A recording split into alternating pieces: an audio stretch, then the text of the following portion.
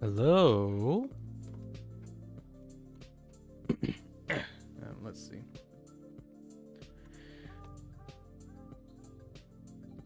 Forgive. Still trying to set stuff up.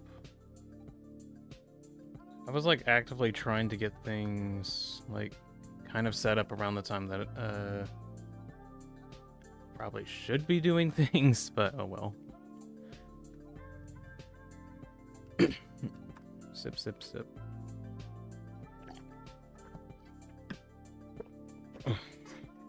All right.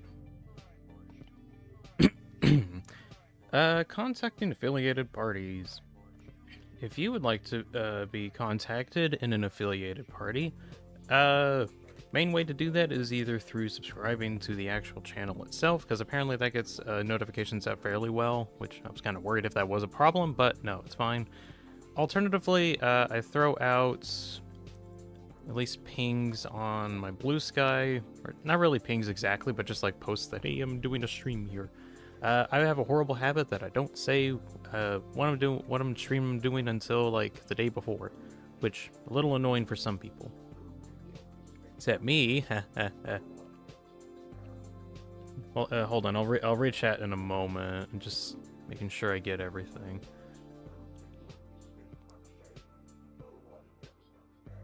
Where? There it is.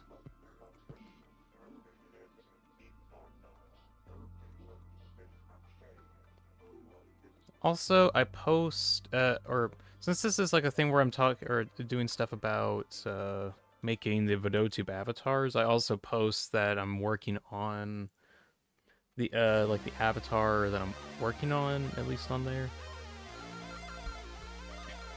Because there seems to be an interest in the VideoTube Discord on like the projects that I do, so I thought about posting on there in case anyone over there was interested. Let's see. Activate. When... There's me. Okay, we're gonna have like the other stuff. There we go. Alright, stuff is set up enough. I'm going to be actually reading chat. So, John has like hundreds of messages before I actually start. Dean, spill the coffee! No, I'm not gonna spill it. Never ever buy Ready or Not or DLCs for it. The devs use generative AI for everything? Never thought about even checking out the game anyway. Ready or Not sucks. Anyways, I got 150 XP. Oh, there we go.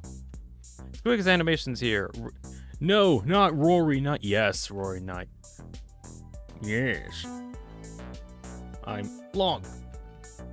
Hey, that's a new thing I added. I'm long. And now I'm not. So that's a thing. We added size 2 fish on the impossible board. But what if there was a size 2 fish? It's a non-zero chance. I think I will never die. Let's see, let me get out of that. No.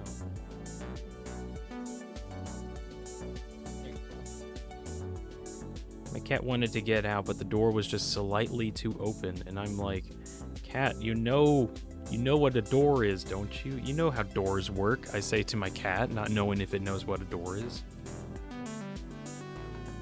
He can open the door. It's like slightly ajar. It's like a hand, like you can put your hand through the door, but it's like apparently too wide for him. He just doesn't know. I'm sorry, but I bought Ready or Not, and now it's called Ketchup or Not. How unfortunate. Long, short. That says, Chris, if you'll get a S rank on the game, you'll get a prize of size 2 fish. Size 2 fish fully heals the fun game. You're miles and miles from your nice warm bed. You just remember what your old pal said. Brand inside me. friend inside me.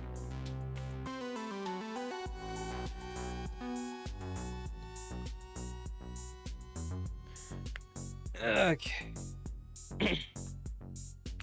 I'm gonna wait a bit before talking too much about the Roaring Night project that I'm doing, because usually whenever I talk about my avatar stuff on these streams, I try to wait a bit just to see if anybody's gonna, or how many people stop by, because I really like explaining these things, and I just want to see like how many people are around for it. Taz says, Dean, is it possible to make the Roaring Night avatar attack Tenna and switch between them? Technically, I can have more than one avatar open, and I can also tell my OBS program to check for multiple different avatar profiles, and I could realistically actually swap between the two. Like, that is something that I can do.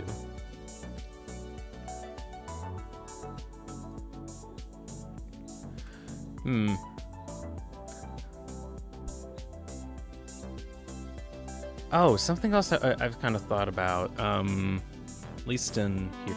I think the first thing I want to do when I get this started, I want to figure out how I can up the rate of the after frames, because let me see. I'm gonna pull up some like reference footage.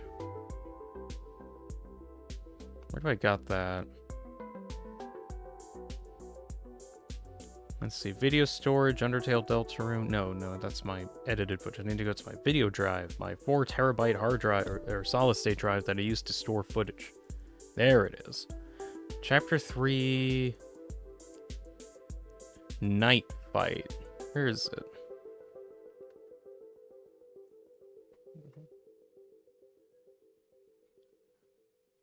Okay, that's kind of what kind of works. Skip the Tenna fight. And yeah, to persist. So one thing I want to try to do is try to up the rate of the after images. But other thing I want to try to do is actually make this animation here. Not the intro animation, but at least today I want to try to make like this attack. Or like the knight points out its finger and starts shooting a bunch of stars. If I can get the star things, that would work. I do kind of want to see if I can look into making the after image effect here, which basically has like a scattering effect, like a scattering cone of some kind. Like I feel like I can do that. I just might need to do some math in order to do it, but like. That's kind of the animation that I want to try to get into today.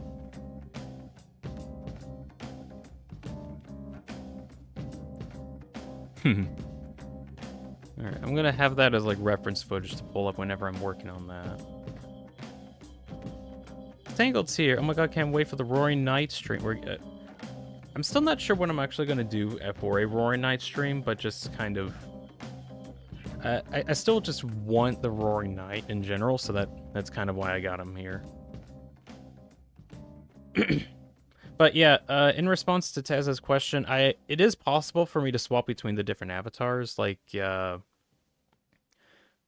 let me see if I can get Tenna ready here. Because I think if I do that, then I just press that button, and then I press this button. Right? Where am I? That's not even the right thing.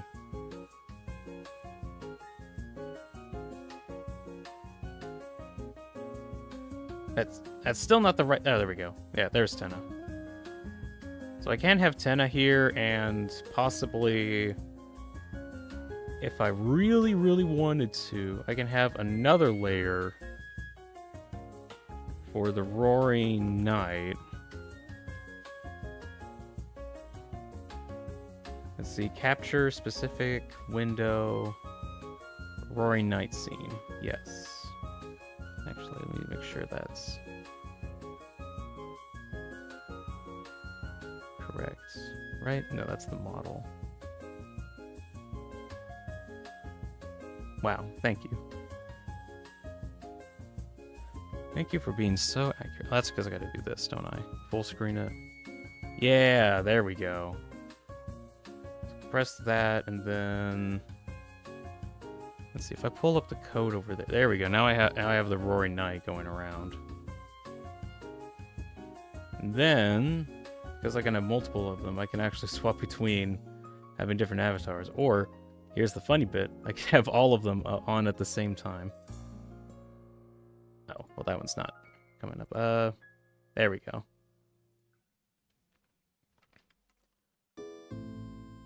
I can have all of them up at the same time. I have multiple avatars. This is a little ridiculous, don't you think?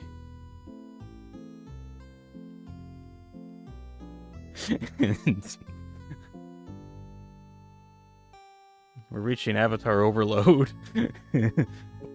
Ooh.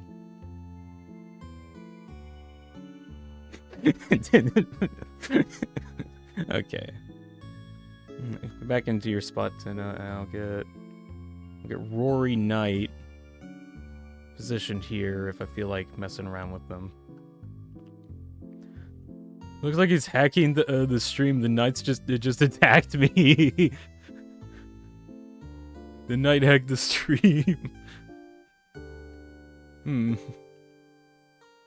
Swedish is here. Hi, Dean. Did you know a way to say bye in Swedish just to say hey twice? Hey. Hey. Hey. Hey. Hey, Peter. Hey. Hey, hey. Hey, Peter. He stops. Oh god, I hate my PC. He stops working now. Hey, Martian. Welcome back.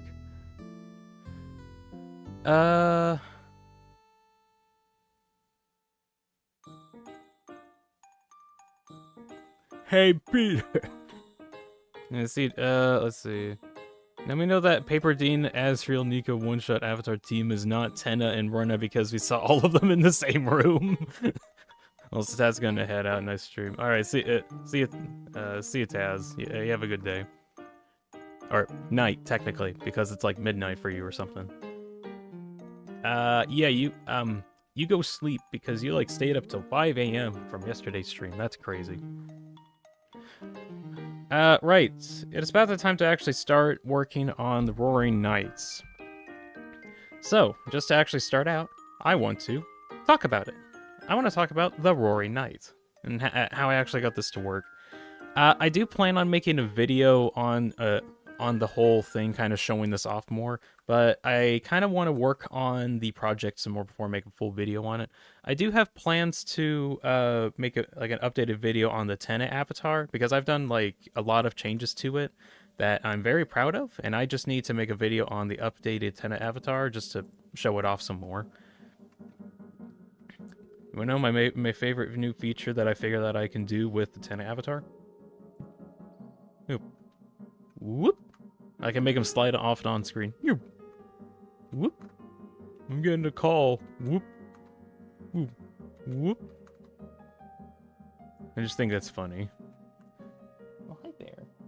My cat is now here and is yelling at me profusely.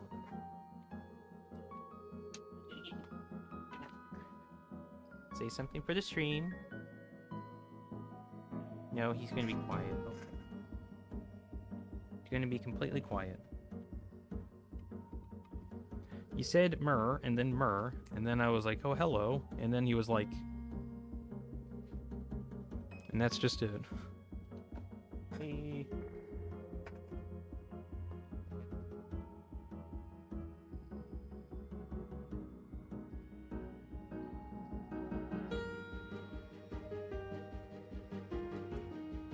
I tried that, but it didn't want to be in the way. It is entirely a his thing, indeed. Alright. I hope you have a good day.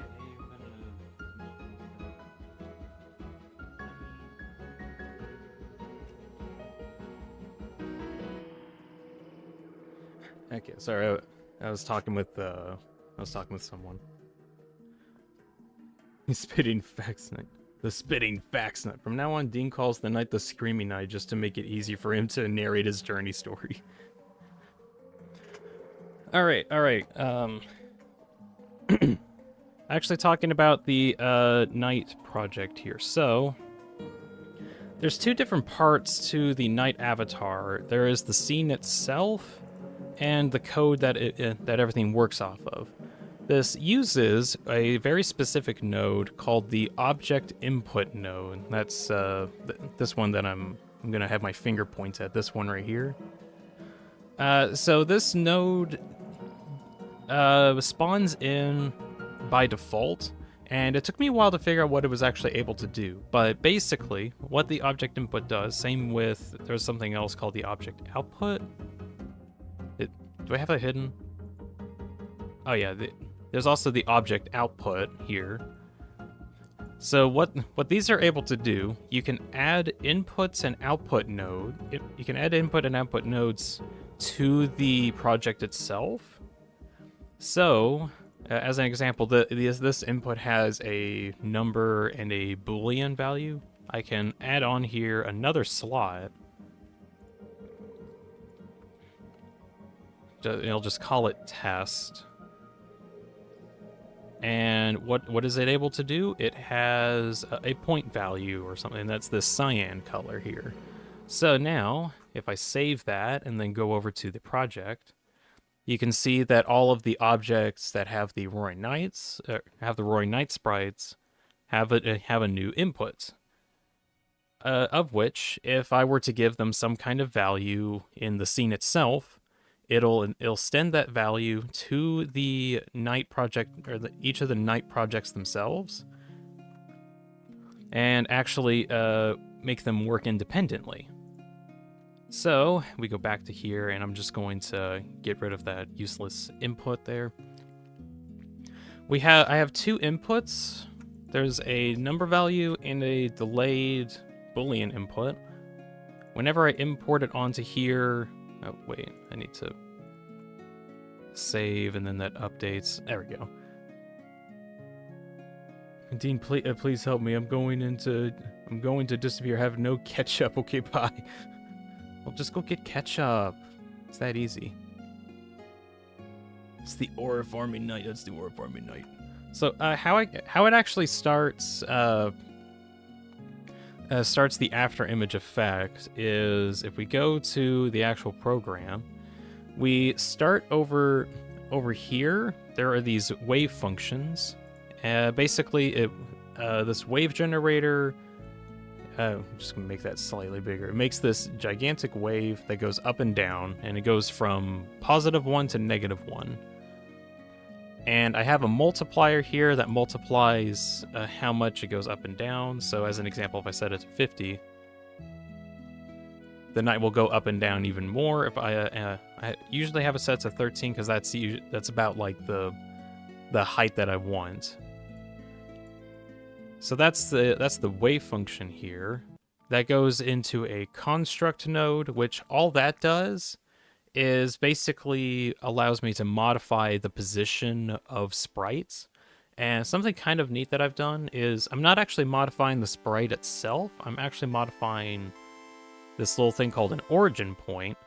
This is something I created for my tenant avatar. You can kind of see it at like the very foot of the night near the top. So what I'm actually moving is that origin point itself, and all of the different sprites that I have go off of that origin sprite. And that allows me to specifically, if I modify the position of that, I can do some cool stuff. I have an override here as well, where I have a cursor input. I can hold down Z, and while I'm holding that, it'll control the origin point itself. And then I can kind of move him around across the screen. And if I release him, he'll go back to the wave function, or like the default wave function. Now, how the after images work is it goes off of if the input value that goes into the project itself is a 0 or a 1. If it's on a 0, it goes into the default mode, which I just have as prime sprite. If I put it in as a 1, it now goes into after image mode, where it now has, you can actually see the origin point moving all the way to the right, and once the fade out is done, it moves all the way back. And then basically restarts a whole cycle over and over again for one singular after image. So what ends up happening, I have a delay here that I can actually put a button, hold that down, it stops the after image for a moment. Once I release it, the after images will start again. And this is because I have a counter here that ticks up, and once it reaches a certain amount, it starts restarts a cycle. The cycle, all the cycle does, is currently checks what position that the center origin point is at, takes it into a string storage, because this is the only way that I can actually store positional information. And then I take the X and Y value from that and put it into an override point construct, where while the 1 number is enabled, let's see, while it is greater than that, then it changes the origin point to go off the position here. I have a couple other numbers that checks the counter, multiplies it by bit. I have like a whole function here for that. And that blah blah blah blah blah blah blah blah yada yada yada. I have a bunch of basically changes X values based on its current position, and it keeps its Y value.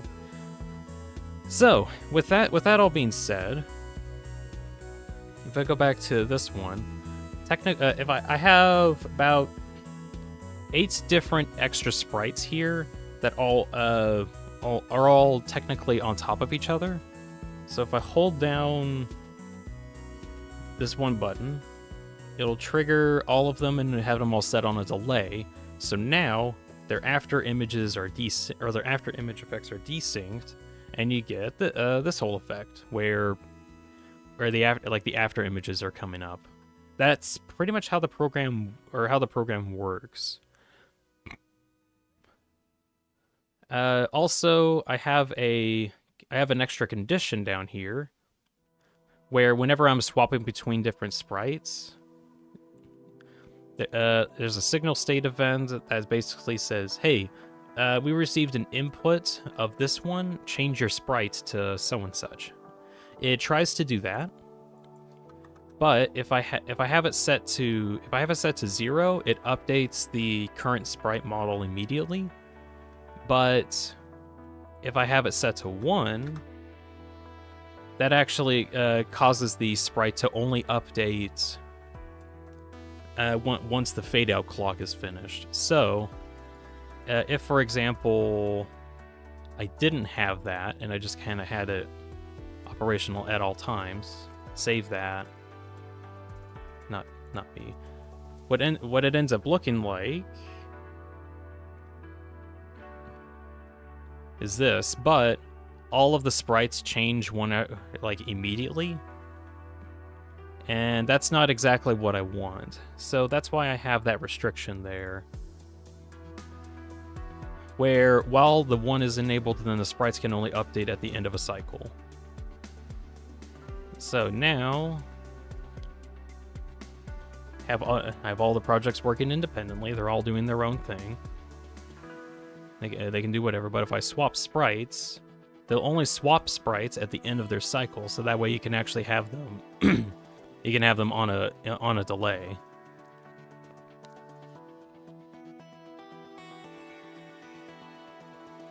So yeah. Dean, you're going insane. Are you okay? No, I'm fine. I'm perfectly fine. This is actually my normal sanity level. So, today, I want to work on the Roaring Night avatar some more. I have 2 things that I want to do today. One, I I do have a desire to try and make the Roaring Knight as like close to the actual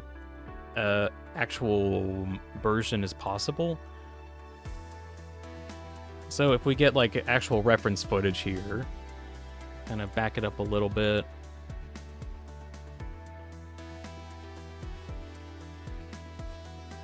You might be able to notice that the Roaring Knight avatar here actually has notably more after images, and they kind of trail behind it a lot more, or not a lot more, but like not as much. So I kind of want to see if I can adjust the after images to be more accurate to that, which might be as easy as I just add a couple more sprites or like affect the movement of some of them. So that's what I'm gonna go off of. The second thing I want to do today is, let's see.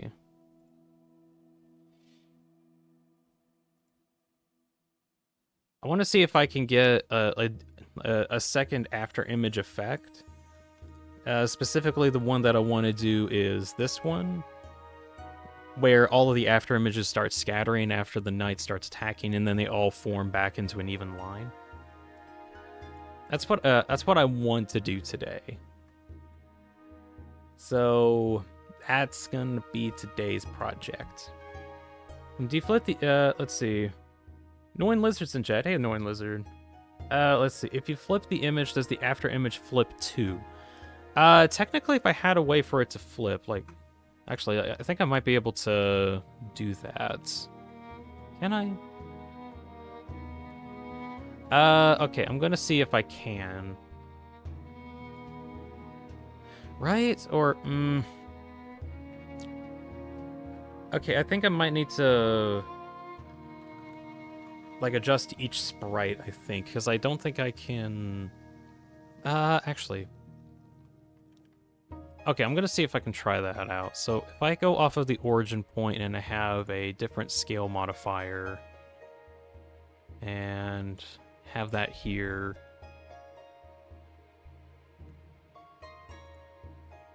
Let's say the scale modifier gets modified to be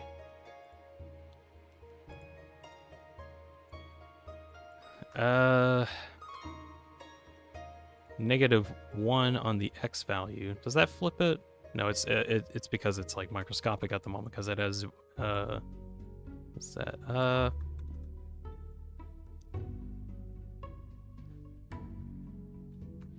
Okay, so I can flip them, which is neat. The issue is that if I do that, the after images also need to be flipped. So if I were to add that in as an actual function, which I can, I need to update the position coordinates to actually get the after images to update correctly. Otherwise, I could probably like have a feature for that. It's just that's what it looks like at the moment.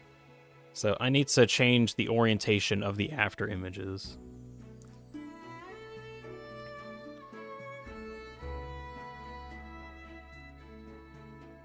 But yes, I can flip them if I do want to. Dean, pull out the phonometer. Everyone's gonna leave me. I need viewers. Pump out that money. Become the second Mr. Tabs.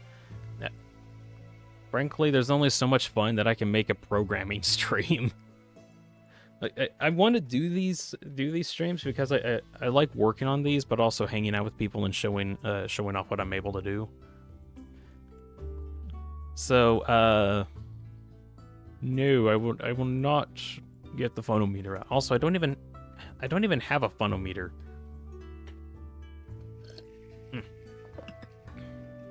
Hello, I am $0 per Screaming Knight.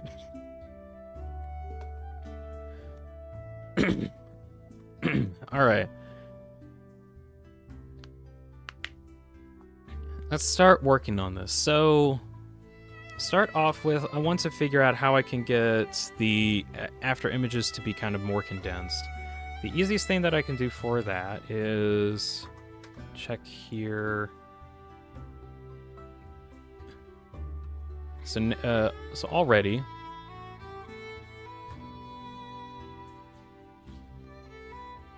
there's only, There's only so far that they go, but they're not moving very fast is the issue. It'll work properly, trust. So, let's see. Set that back up to 40. Because that's the speed that I need. I could try and change, let's see, what do I got to go? What's going on here? Duration of 1 second. Can I change that so that the fade out happens sooner? Activate the delays. Okay, yeah, that's kind of the distance that I'm thinking about, as well as the speed. I think I'm gonna have to... Well, let's see. That does kind of work out, but now I need, like, extra numbers. Alright, so we're gonna try this out where I actually import more Roaring Nights. More Roaring Nights.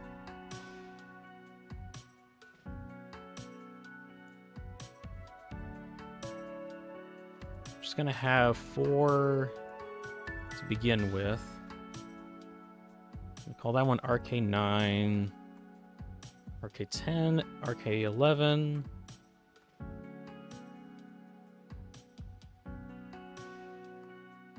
RK12.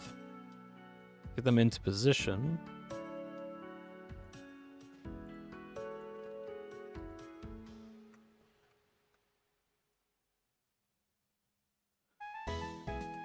Get the delays in place. It'll work properly, trust. We are dead. No, it's a step in the right direction.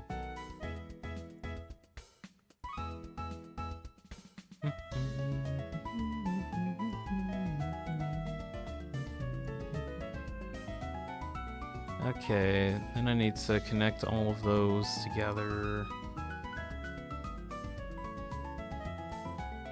And I need to update the delays.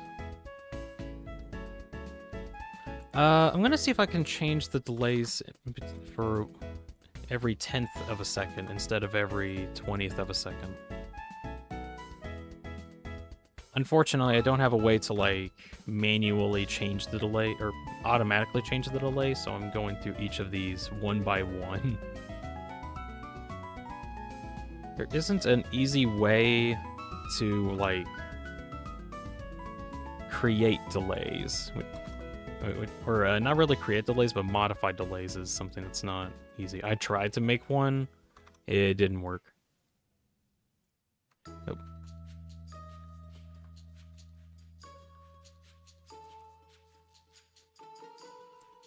Doom.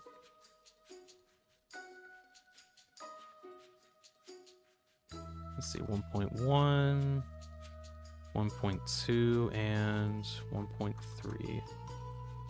Alright, how does that look?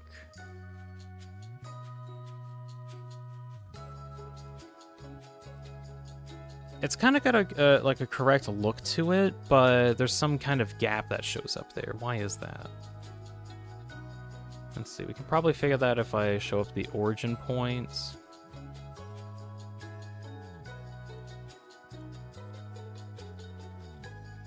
Okay, and then reset all of them.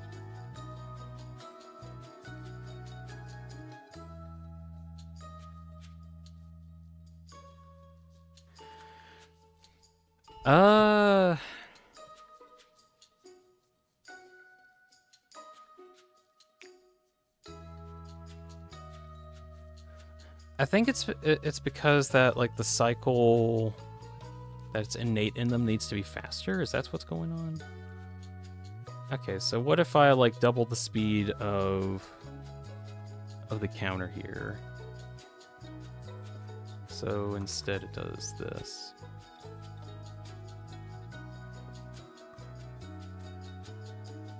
Checks for value of 40.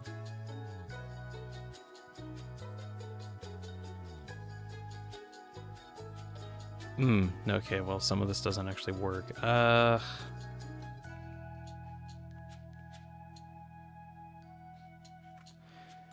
Why not? It's because the X value doesn't get updated? Okay, what did I have before that made it work?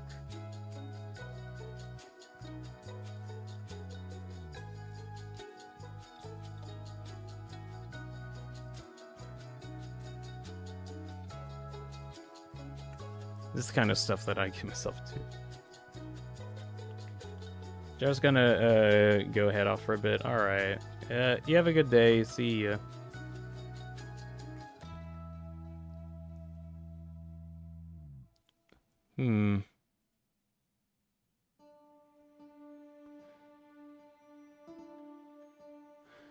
Okay, so this does finish sooner.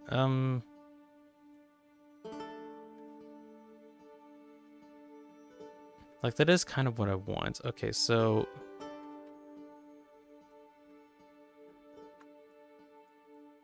if I set this to 60 so that the clock is faster, or okay, alternatively, what happens if I double the speed of the clock instead of having that? Ooh, it's jumping. Why is it jumping? It's going faster than it can register. Can I slow it down just a bit? Nope, it skips it again. What is causing it to skip?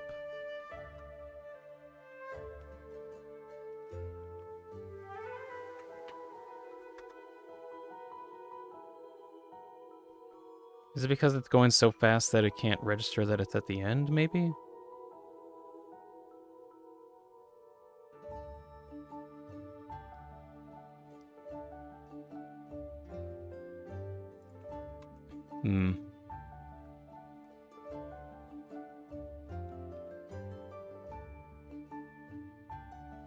Well, that actually ended up working out anyway. There we go.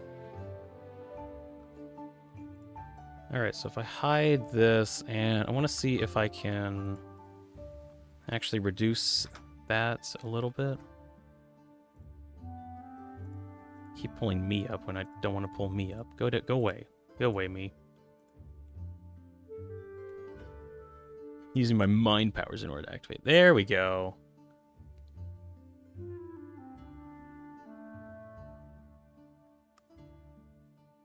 That's a better look to it.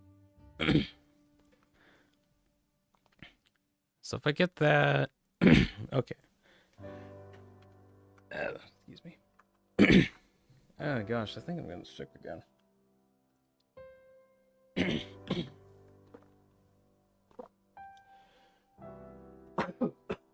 Excuse me.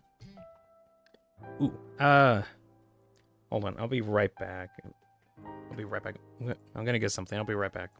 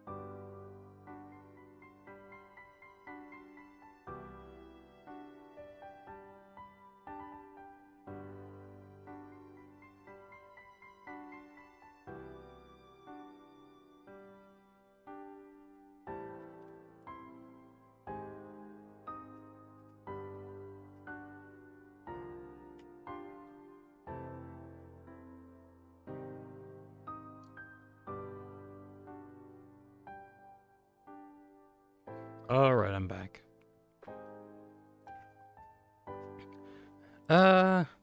Tess says, hey Dean, I'm back. Sleep schedule's messed up after yesterday. Fun fact, did you know that every 8-2 OST name is a palindrome? Never Odd or Even, No Devil Lived On, Mirror Rim, so on and so forth. I've heard about that. I actually checked that out already, and it's true. It's a fact. They're palindromes. And I think that's really cool. That does kind of limit the names that you can make on there, but it does fit for the fact that like fraud, specifically in the mirror area, all the songs in that game are all palindromes, which I think is really cool. Anyways, so Roaring Night, can I just like pull you up really quick? So it does work, but I don't know if you can notice, but there's like an extra burst of sprites that's there. Like one of them is brighter than the others. I'm going to guess that's because I have too many of these active. Let me see if actually, do I have a way to just like, ooh, I could just hide it, right?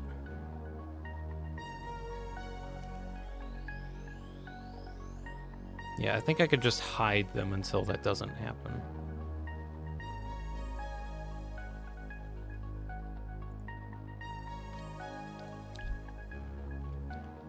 It could happen when the cycle restarts. That is what happens, but it's like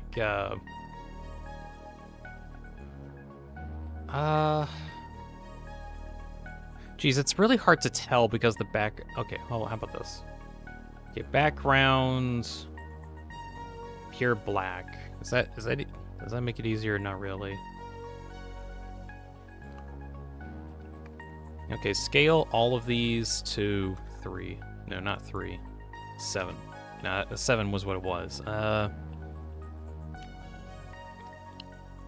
10. Scale all of them to 10. That makes it a bit bigger, and I can see if there's anything interesting.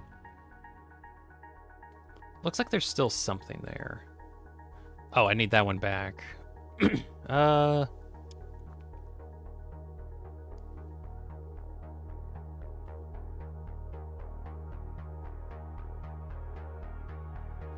I don't know, that ends up looking okay. I do think I had like too many objects. Oh no, it's still there, isn't it? Is it? I can't really tell, unless it doesn't matter. No, it is still there.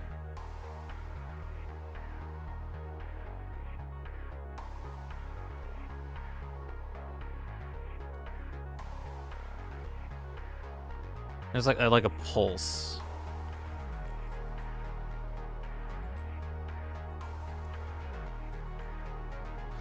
Are one of these on a different delay than the others? Maybe that might also be it. 5, 4, 3, 2, 1. Oh, wait, if I'm using the prime one, I don't think I need to have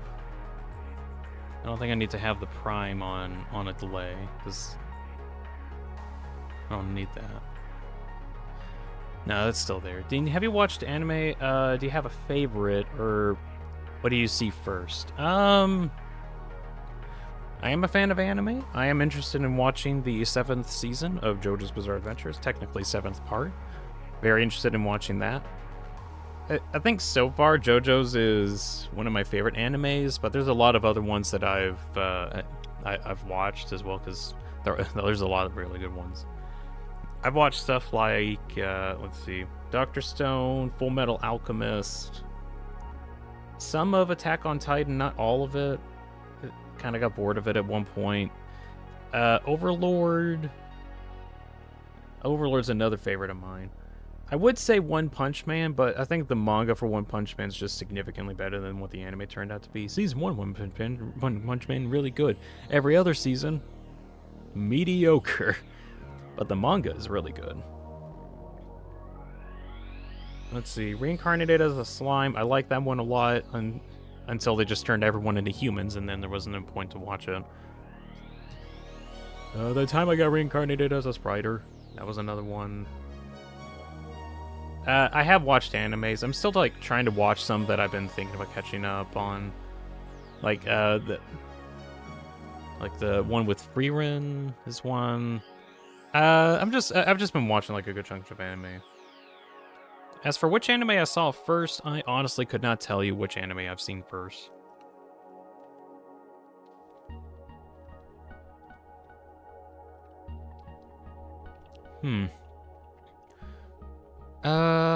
Okay, how about this? Just for testing, I think if I pull up Origin, if I enable the Origin point layer, then I can actually see all of these guys. Then if I set that up,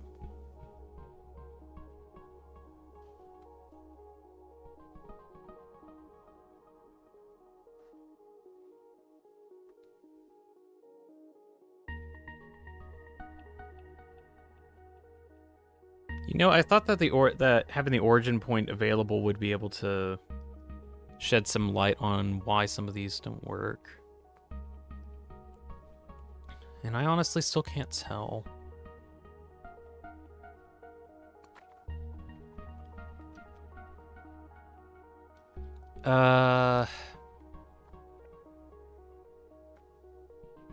Ooh, okay, idea. Because I can't really tell what's going on there. Instead, I'll have... Where is it? I'll have the object output be revealed. And... we'll make it a chords output. Usage, it has a point value node. So... it'll take the current point value that's coming in here. So that way, whenever we go into the full version, they all have a point out. Which we will need to... construct? No. String from point. Oh, can I tell it, hey, for every one of them have a string on point connection?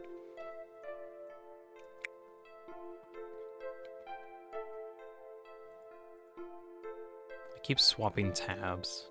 No, I'm gonna have to manually put them in. Oh well. Taz says, fun fact, first one I saw was Naruto with your big brother when you were kids. Ooh, that's nice. I haven't watched Naruto yet, but from what I've heard, it's alright.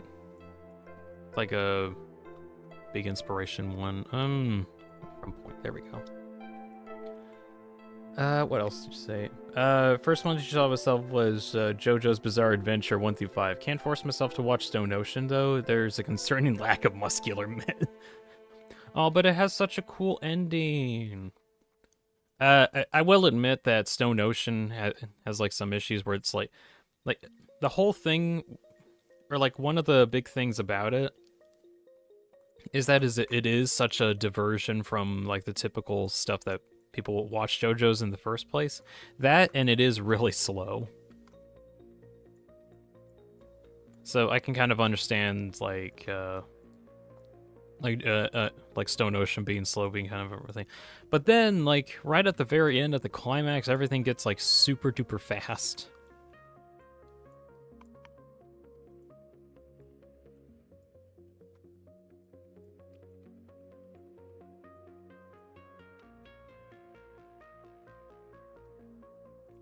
Alright.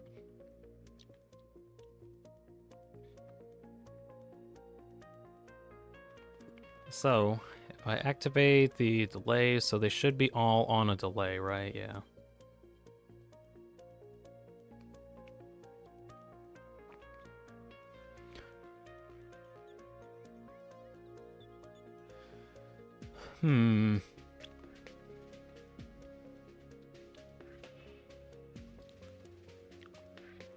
Okay, my assumption is, okay, I'm gonna do something really advanced here. I'm gonna record this. Currently recording. Recording done. Stone Ocean rocks? What do you mean? Any arc on the prison sucks though. This is funny. I've rewatched Stone Ocean. I honestly, like, I really liked it. But I think that's just because I've gotten like really into the JoJo's Bizarre Adventure mythos stuff. It is very, very, very different from everything else, though. It kind of has its own, like, thing about it, I guess. Oh, is this going to spoil projects that I'm working on? Because I'm trying to open up my editing software so I can, like, look at my footage. And it's going to show my projects. Oh, no. It's gone. No one ever gets to see it. Let's see, new project. RK Analyst. I definitely spelled that right.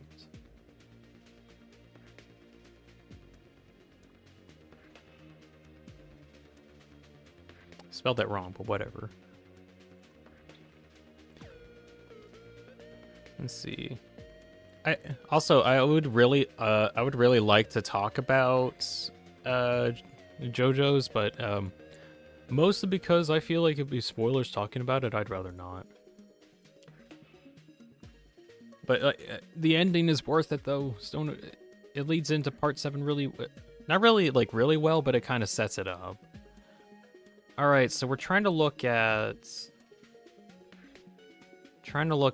here, see if there's anything weird about it. See, speed scale, ripple, yes. Okay. Bunny says, have you all read SBR? Or I can't spoil you guys. I'm so excited for the SBR. Oh, Steel Ball Run adaptation. I've seen like some bits of Steel Ball Run, or at least like some clips of some of the new stuff that's coming out. I haven't actually read the manga itself. I just kind of know of either stands or different plot points. Even still, I am super excited for Steel Ball Run. I can't wait for it. It's like what, a week from now, a week or two from now. I know it's like March. Oh, so next week. I got a vacation next week. But for now, no JoJo spoilers. Convince people to watch JoJo instead. Taz says Sisyphus Prime is JoJo's Bizarre Adventure characters parts 1 through 3, and Minas Prime is 4 through 9. I guess because of the muscularness. All right. Play. So I think what I'm trying to look for is if one of these have, or if these have like X values that aren't correct. Or have X values that overlap, I think. Except if they're 0. If they're 0, they're not visible anyway.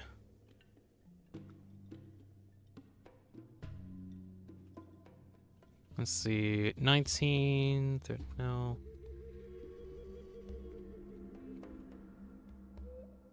Unless they are visible when they shouldn't be.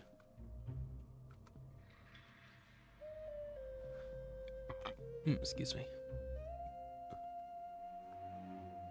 JoJo's Bizarre Adventure Steel Ball Run tomorrow? No, it's next week, actually. It's on, isn't it on the 23rd? Ah! Ooh, there it is. There it is. I've spotted it. This one has an 8. This one has a 4. Or that's like the X position. Then there's one with an 8 and one with a 4. And that's at... Oh, those are at the same X position, which means that they overlap. Do they have different Ys? They should have different Ys, though. Yeah, they have... That one's 905. Oh, that one's 905. Oh. Ah, so there are some that are overlapping with each other. Okay. Alright, alright. So that does answer my question of, like, if some of them are overlapping, because, I guess if it's synced up in a way, then they actually end up overlapping anyway. So, is there a way... what can I do here?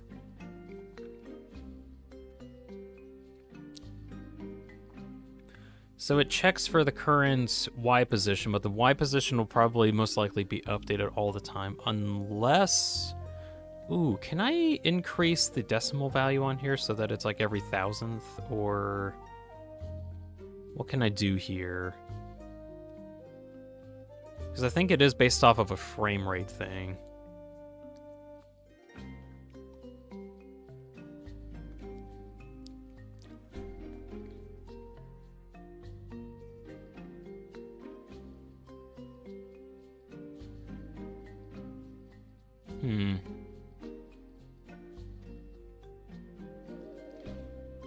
Is that the Rory Nice Alexander? It is indeed. Working on one issue that I'm on at the moment while making this. It might be kind of hard to see, but there's like a random pulse that happens from the after images.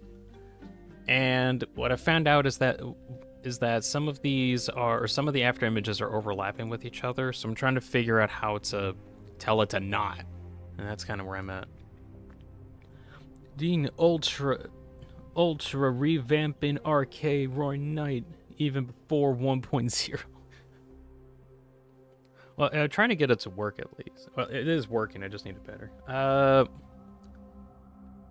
Hold on 1 second. I'll be right back. I need to get some look at the Roaring Knight. Hold on. Right. Okay, cool. Don't update that. Whatever. Yeah, look, it's the Roaring Knight, but I need to also update something.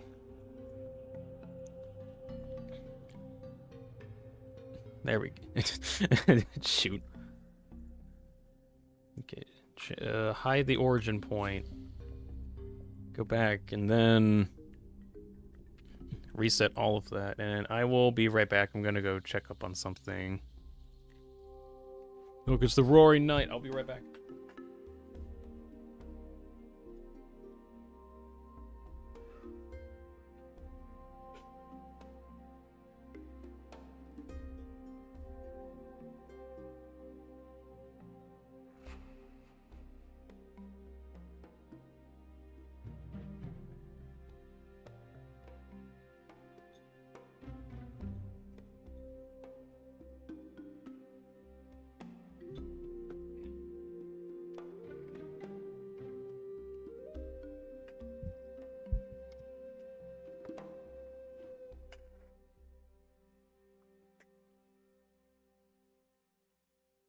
Okay, I'm back.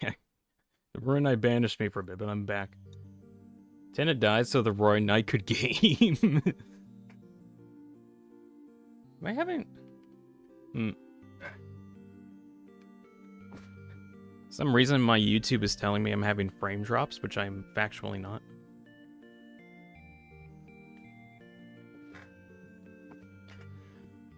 Okay, where were we? We were trying to figure out why the Y values or the X values were repeating. What was it? The Y values are different, right? I'm trying to like reorientate myself on what needs to be done. Yeah, Y values. Oh no, because those are on a delay anyway. So like this one will end up going over there, right? Like how much more does this appear? 17, almost 18. Bit past.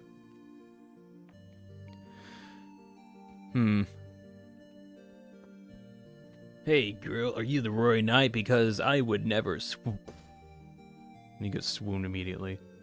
Really excited on how they're going to do Funny Valentine. Biggest Valentine fan. My name is even based on him. Says, really? I always thought it was just funny.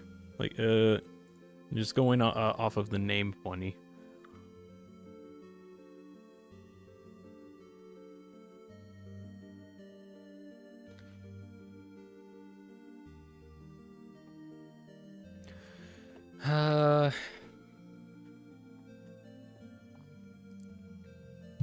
Let's see. I'm trying to think on how this can work, cause or what's going on, cause I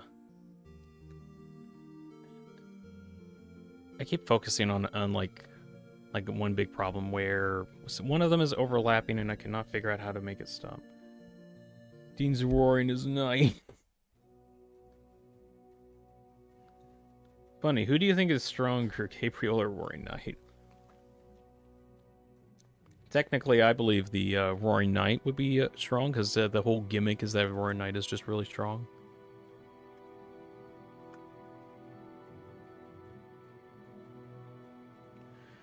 Hmm.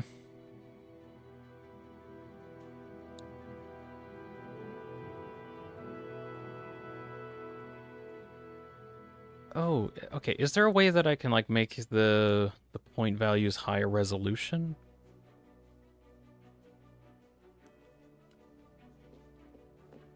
I'm gonna see if I can figure that out before going too far into this. Output a number, output a point. No,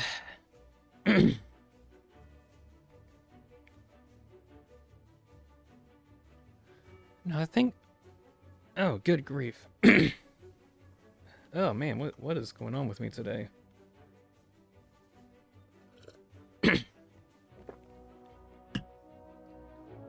Gosh, I think either I'm getting sick or something's going on. Oh, well. Apologies. This was not the me of yesterday. What the heck? Gabriel, let's see. Wouldn't Gabriel just become just an opposite to darkness? As he's made out of pure light? I mean, like holy light? Fair point. Okay, Okay, off of the interpretation that both the Roaring Knight and Gabriel can fight on even grounds. I'd still say Roaring Knight just because of how much damage it can do, like, so fast.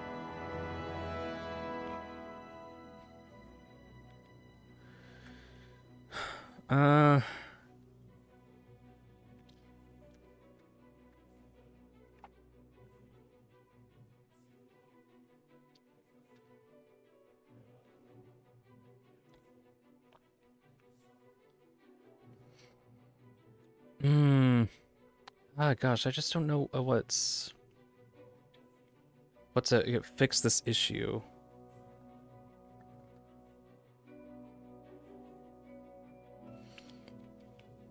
I might need to drop trying to figure this one out for a time. Ooh. That was some serious lag. I wonder if it's because of all these numbers getting updated. I'm just gonna hide those. Yeah, there we go. It did not like those numbers getting updated. I'm just gonna leave a note here for myself in the future.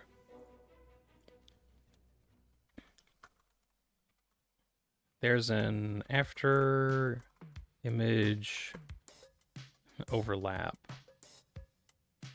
that lasts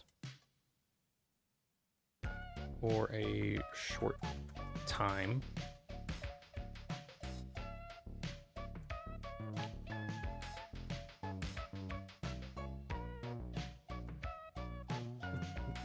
Images tend to have same value after a full cycle.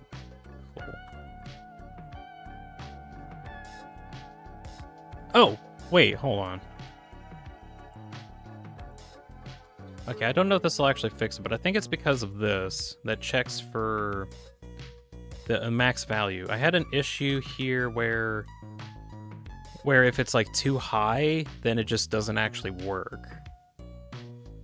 And I think that's because it's going so fast that it can't actually register. So, let me see if I can figure out a way to slow it down enough so that it actually is able to catch it.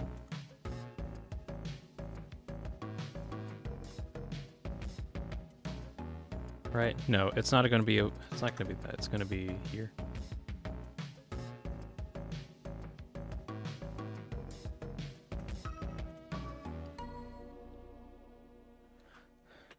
Okay, I think that might actually be what was causing this. Let's see. How does that look?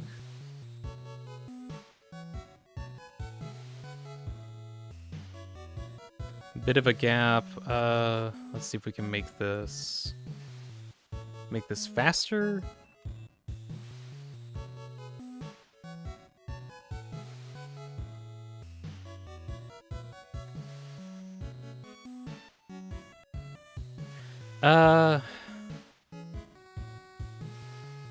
Let's see. Can I have something that... Okay, so we're gonna smooth this out because it is going so fast that it can't actually register what's going on, I think.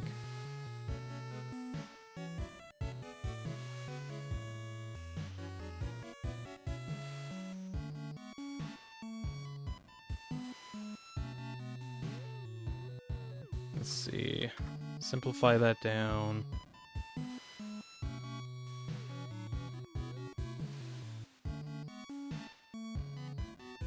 Yeah, it misses them. It misses them out sometimes.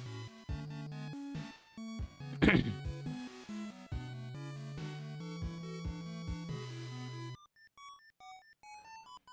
feel like I'm kind of close to figuring this out. Hold on.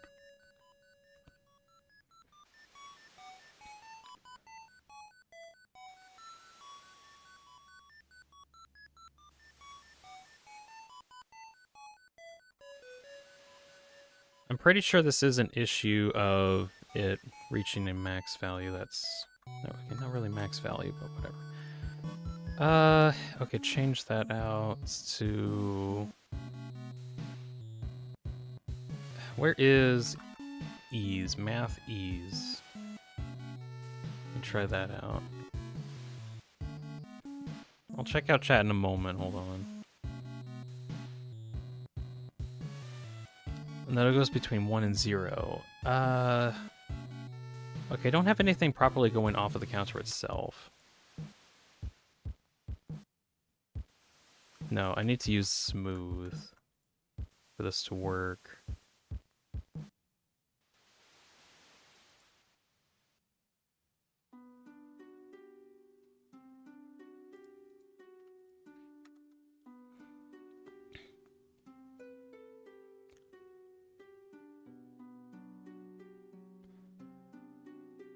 What if I set it to 18?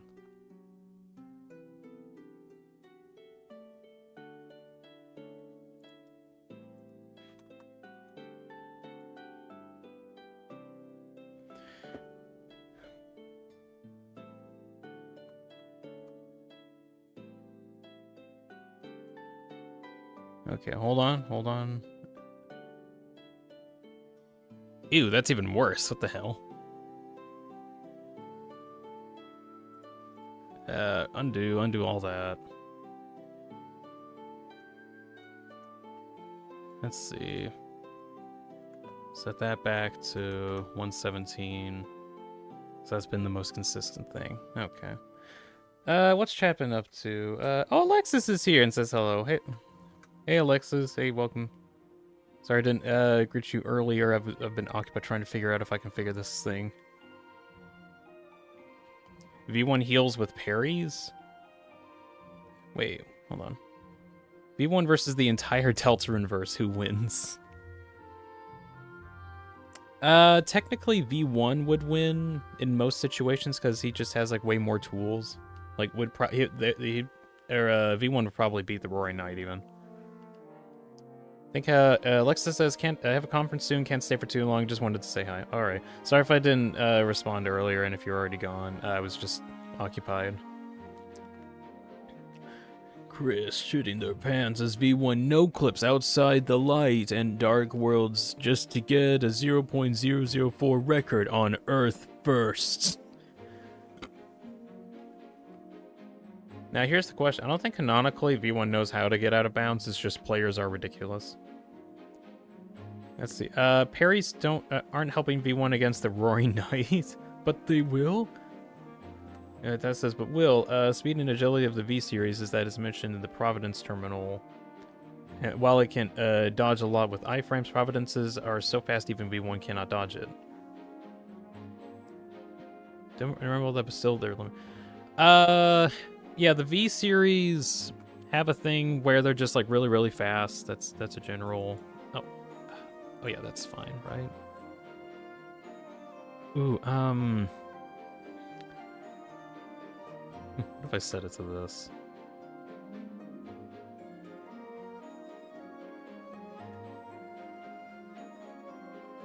Hold on. I'm going to have that set. Yeah, I'm going to try to record this. And just record that for a moment and then go into my editing software and seeing if I can find something. Okay. Let's see. My opinion on V1 versus the Roaring Knight.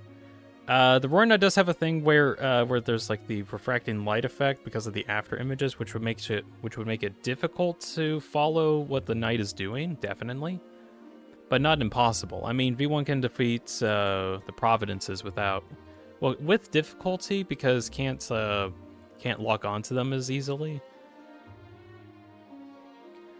But even still, with enough patience, you can do quite a lot. All right. Checking this out.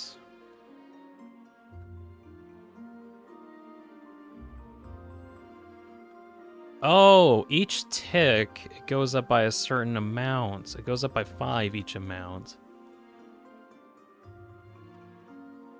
Even though it shouldn't, right? Because I have it set for it should only go up by 1 each step. Yeah, it's only 1 each step, so I guess it updates. Or every time that it updates, it goes up by 5. Okay, so I think I need to change it so it has like a lower number and goes up a little bit less, I think, but still kind of has the same counter. Okay, so if I can figure that out, that might be fine. Oh, I could probably figure out exactly the exact interval by figuring out when it starts here. Mark that. And then also where it ends. Let's see, I feel like power scaling should focus more on merging both versus power systems rather than bare bones fighting. Like the power scaling of both areas.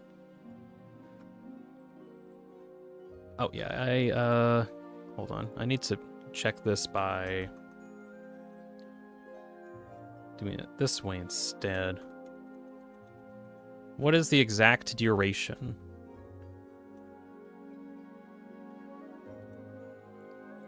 How exact of a duration is this? So that is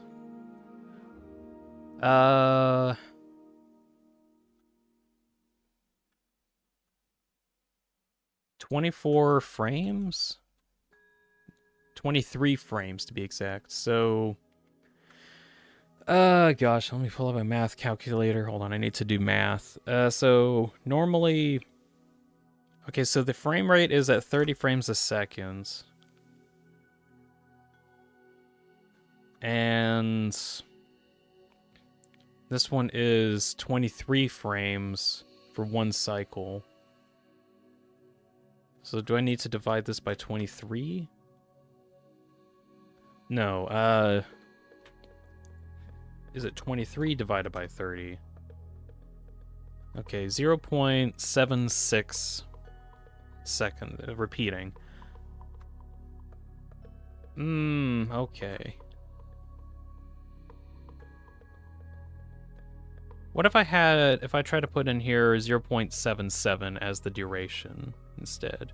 So 0.77, max of, actually no, it goes to 0.77 anyway. It goes up by 0.1 and then modify that. And then once it reaches 0.76, ah, you're skipping them again. You're skipping them again. How dare you? Shouldn't be skipping them. Original Golden's here. Hello. Person Human's also here. Hi. Sorry if I'm not checking, not like keeping up with chat. I've been trying to keep up with like this whole program thing. Imagine if V1 has a plus parry act that skips or reflects enemies' attacks in turn-based Deltarune. Or okay, no. The parry mechanic, if V1 was in Deltarune, would be similar to the Mario or the Mario RPG one, where like V1 can hit. There's a parry window for almost every attack, as long as it doesn't exceed a specific damage threshold. Oh, my cat is at my feet. Hi, and I accidentally kicked him.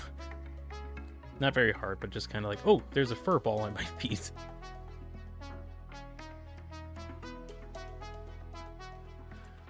Oh, also, I'm gonna test this out.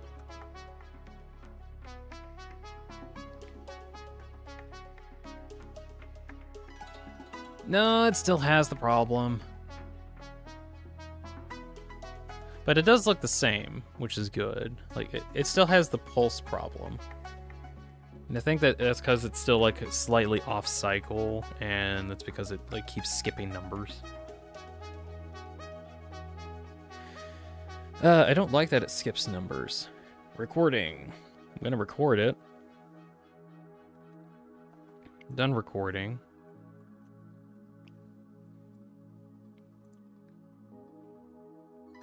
Go into the recording software once more. And then visibly see. Yeah, it goes up by 0.2 instead. Or 0.2. Okay, it's at 0.0 or 0.75 right now. Then it goes to 0. 0.04. 0.5, so up by 0.5. Then it goes by 0.2. It's like the counter node itself is on an entirely different frame rate system to everything else. I think that's what's going on, because it should be going up by 0.01 intervals, but it's clearly not. Oh, wait, okay, let me try something else, because it could also be my recording software, not... Oh, I can't update the FPS at the moment. Shoot. Okay, so if it's my FPS that is an actual issue, I need to up the frame rate, because maybe it's missing out on that. So, can I pull up my alternate recording software and tell it something different. So, hey, Microsoft Game Recorder. Yes? I need you for something. What? You need me for something? Yes, I need you to record me a video. Oh, I can do that. Alright, cool. Can you record at 60 FPS? Yes, that's an option. Oh, great. Where is that option? Oh, why would I tell you where the option is? You're gonna have to find it yourself. God damn it, this is why I don't use this program. What? No! I'm useful, I swear it. You literally increased my video file size by like 30 gigabytes. Anyways, that's why I don't use the game recorder software. Let's see. Can I, no, not voice record. I need to find the settings somewhere. Let's see. Xbox, game recorder, game bar, keybinds? Hold on. Open game bar, Windows G. I have like a thing here. Okay, well. Oh, it started recording. Cool, thanks. Or no, it didn't. C saves. Oh, god damn it. Where is the settings? I know there's another alternate settings thing. Oh, Bobcan's here. Hey, Bobcan. Hello. I am trying to figure out what's going on with some stuff. So, this counter is supposed to go up by 0.01 intervals. And I don't know if it is or not, because my frame rate doesn't match it. And I don't have an easy way to easily record that, because my only recording software that does record at that frame rate is being streamed to everybody, so that doesn't work. Christy's stream when 2 days ago I was trying to replicate the after image effect Roy Knight has in DaVinci Resolve. Horribly, of course. Oh, hello Kuryu. Oh, so at the moment, updated it a little bit. There's a slight issue that I'm trying to figure out what's going on, and that's because of this like pulsing part of the after image. I think it's because one of the images are overlapping, and I think that's because this counter modifier that should control the cycle isn't counting in intervals that I set it to count at. So I need to figure... Actually, what am I doing trying to go for, like, hundredths accuracy? Is there a way that I can go for... okay, what about this? Since it doesn't like hundredths very well, we'll just go in 0.1 intervals. Multiply that by 10. And then... say when it reaches 7.6.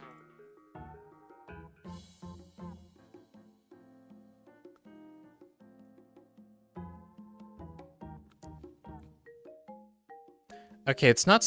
oh, nope, there it is. God damn it.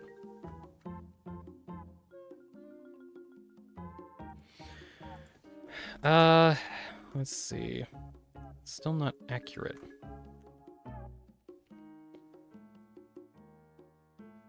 Nope, that problem's still there, and it's probably because of that thing. Looks crazy. You know what you're doing. Well, I do, and then I'm trying to figure out like some of the bugs with the program. But also, if I do get this like working really well, I can also like visually control it, and also on top of that, let's see, there is a transparency mode, and I can put that directly into OBS as a recording. So it actually gets like the after image effect fade out correctly.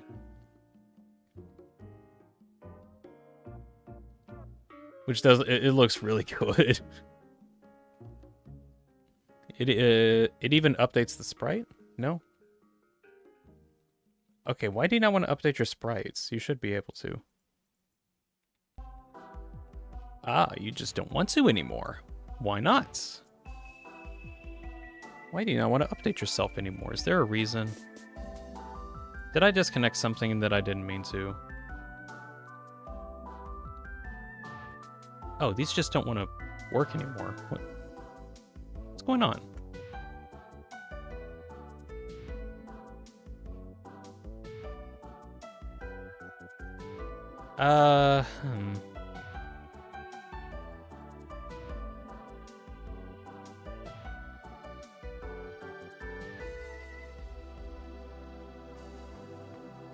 That's weird. This should be able to change sprites, but now it doesn't want to? I have the right buttons. Why do you not want to work?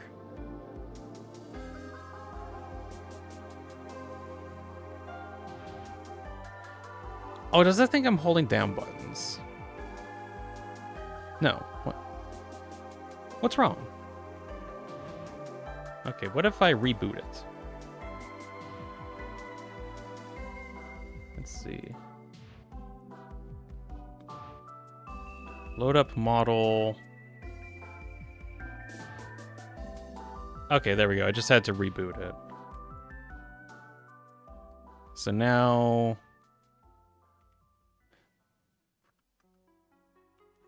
Cool, you don't want to do that either, whatever. So, okay, you update correctly. That's good. But you do not. I'm going to presume you have the same issue, so... X out and then reload it? That's another issue. Okay, there we go.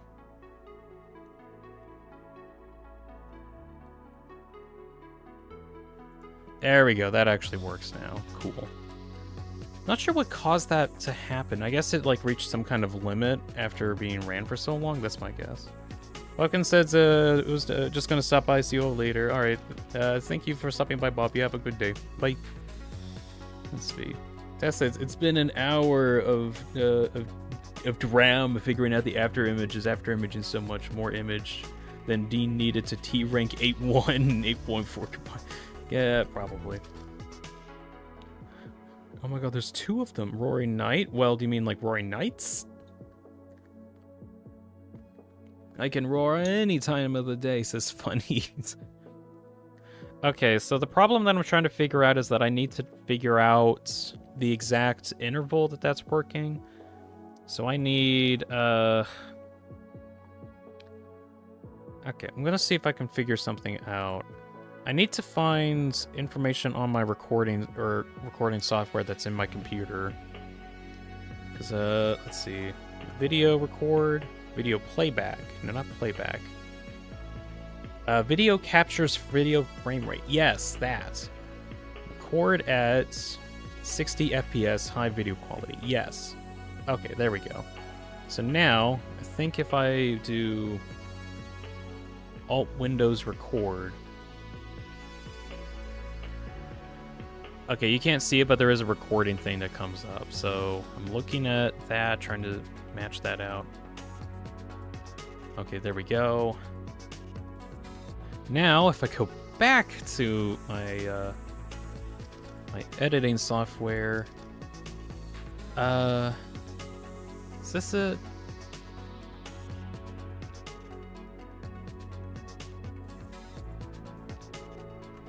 Record it. No. Shoot. Where do I have... Where are those being recorded?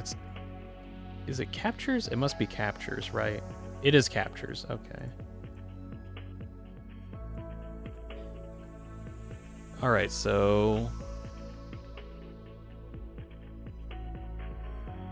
Highlight it?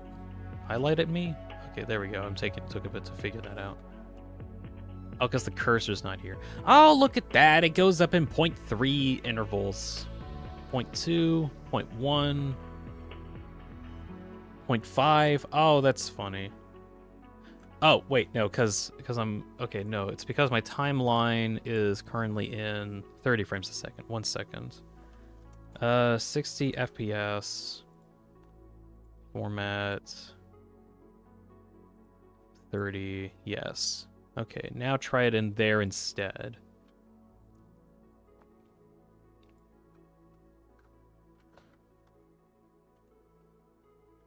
Okay, even at 60 frames a second... This is at 60 frames... Yeah, it is.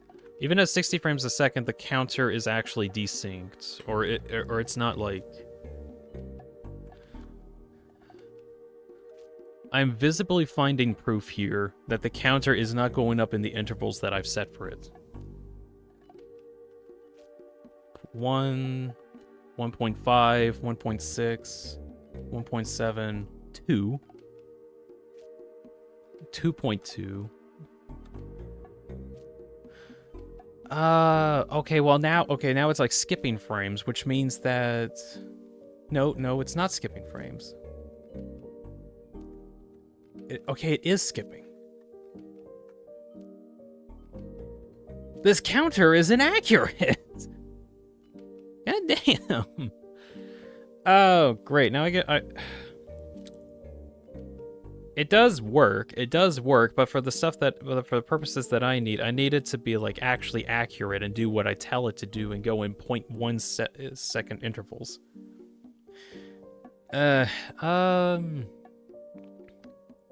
Okay, what if in here, maybe it's because I have this set up at... No, this is at a 30 frame rate. Does the project itself need to be at a specific frame rate? No, it doesn't have a setting for that. Or does it? No, it doesn't.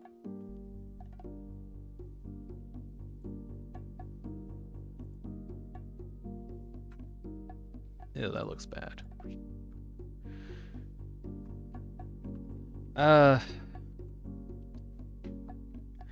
Okay.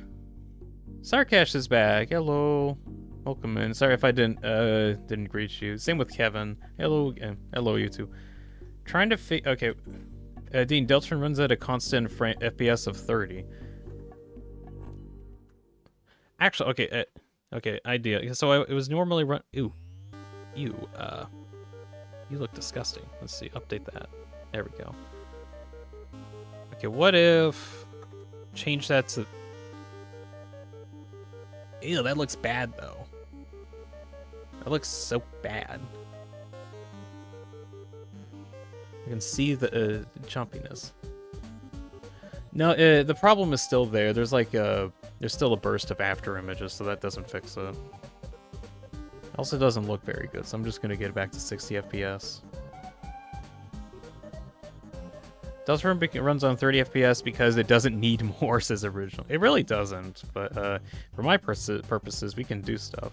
Dean tries to add more or less to the counter to counterbalance the inaccuracy. Well, the problem is that the inaccuracy is inconsistent.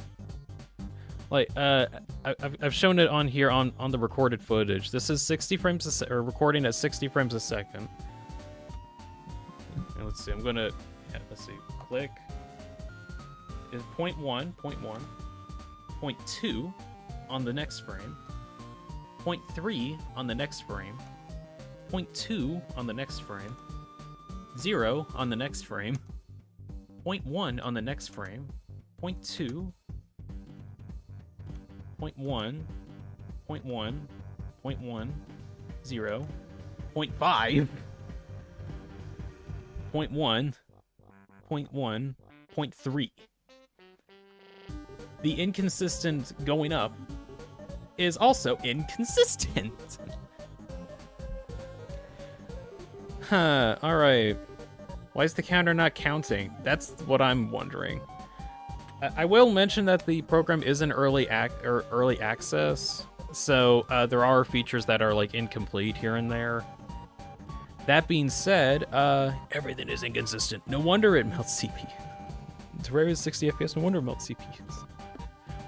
Okay, so... Huh. Always has been. It really does. Let's see. Some games can run more FPS, but these can be locked at 1 FPS because you can increase and speed it up. Okay, I'm trying to focus at the most. So the problem is, and I've narrowed it down, is that the counter isn't countering correctly and actually skips sometimes. I'm fairly certain of that. It would be beneficial if I could look into a better way to show that, because maybe like my frame rate recording might not be recording some stuff, but even still, like there are cases of I'm recording at 60 frames a second and it jumps, like there's zero, goes up by 0, goes up by 0.1, goes up by 0.4, goes up by 0.1, goes up by 0.1, 0.1, 0.2, 0.3, 0.1, 0, 0.5. My old laptop ran Terraria just fine, same with Minecraft. It depends on like the kind of CPU that you have, because Minecraft does run on run off of your CPU more. Even if you have a really good graphics card, it won't use it. You didn't use mods. Wait a second. It went to 6.6. Wasn't... Okay, no, 7.7 was the limit that I had. Okay. Okay, but what if I set it to 1? Okay, it does go up by the correct intervals. It seems like if it goes too fast, it just doesn't accurately increase it correctly. Okay, fun.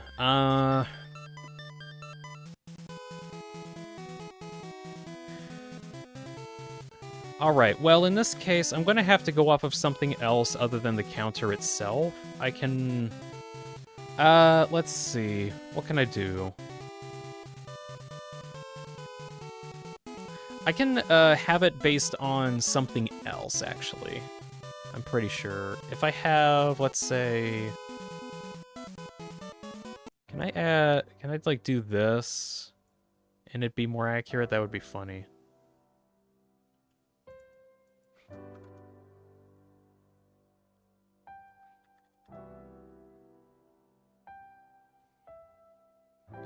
No, okay.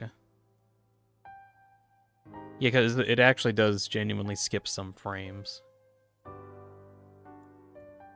Okay, I think I need to base it off of...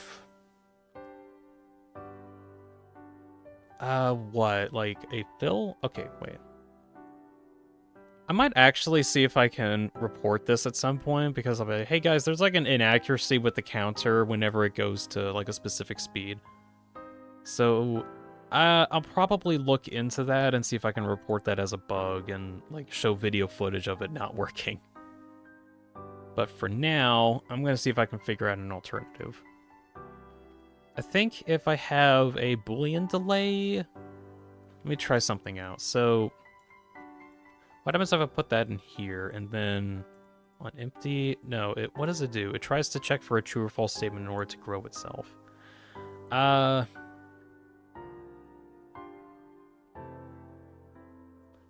Let's see. I'm gonna move you up here. We're gonna have another comparator. Check to see if it is greater than 0? Check to see if it is greater than 0 first.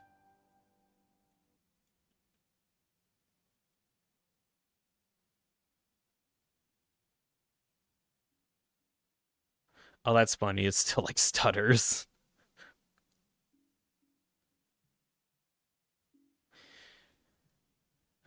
For like a brief moment. Okay, so that still like cycles at some point. So if I have it say, hey, if the number is less than 1,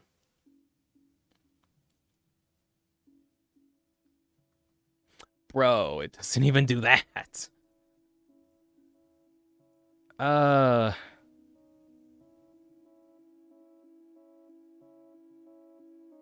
Well, it's always okay. So it's always going to be greater than or equal to 0.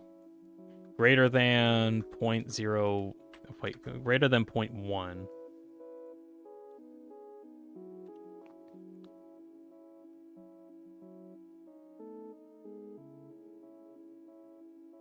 That seems like it's working.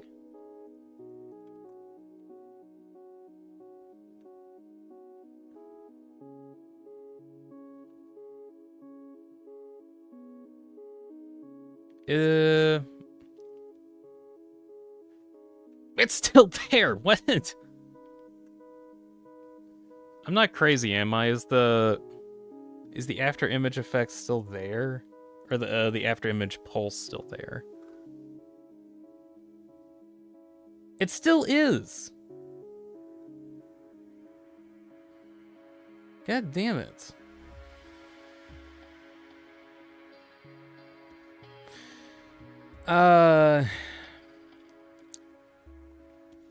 Okay.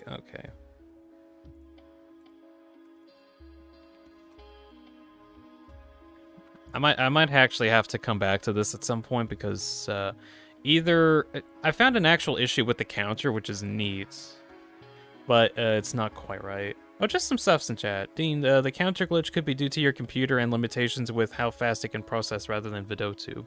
You'd think that until you look at like some other numbers over here. Like let's see. I think if... Can I look at... What's something that's on screen that I can look at here? No, I can't. Okay. There are like some parts of the program that actually do record at, or actually do like operate at a higher frame rate correctly.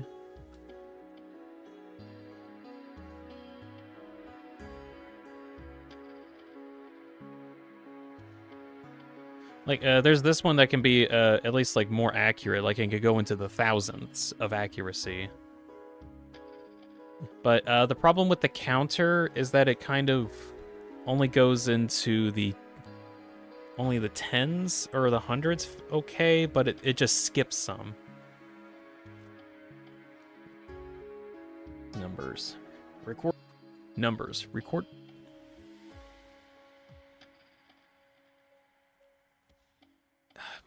Like, I'm pretty sure. I know there's like a frame rate issue here, but at least it like it goes up and down in a consistent area. Okay, I guess the better question is if that's the actual problem. It could be it could be either oh,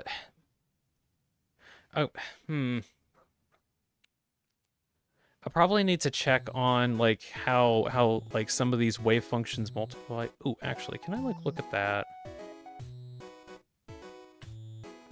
Let's see. Can I like look at that wave function there?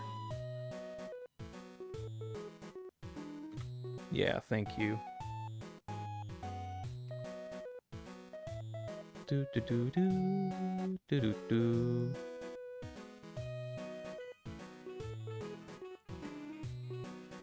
Okay, we look at the wave function. I know that it doesn't like specifically increase by increase or decrease by a specific amount, and it updates every now and again. Like there's only so often that it can update showing what it's outputting, but it at least is able to output it somewhat accurately and predictably. The problem with the counter is that it's actually inconsistent, like genuinely inconsistent. Like I'm even checking it on the different frames, where like there's one that says it's at 0.2. Now it's went up by 0.1, went up by 0.5, and then it went up by 0.2, and then it went up by 0.5 again, 0.2, 0.5, 0.1, 0.5, 0.2, 0.5, 0.1, 0.5. Now that went up by 0.7, right? No, 0.4? Yeah, 0.4, because it actually rounds out at around 7.7.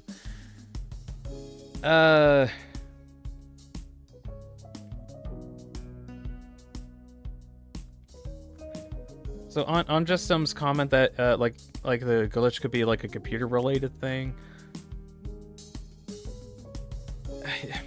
I don't know. It feels like that it's just inconsistent enough, because if it was like updating, like genuinely updating every 0.1, then it actually would be fine. Okay, how about this? Instead of using a counter, I try to use a repeater, because a repeater I can actually put on like a more accurate time, I think. So let's see. I'm gonna put this stupid counter thing over here. Detach that.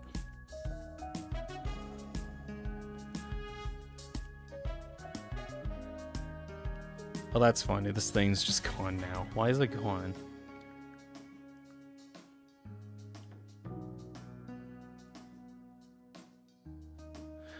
Oh, because it based the fade out off of that being on for a set period of time, right? Yeah. God damn it. Okay. Undo all my hard work to try and like correct that, because I want to get that back up. Okay, back to here. I'm supposed to be working on other stuff at the moment.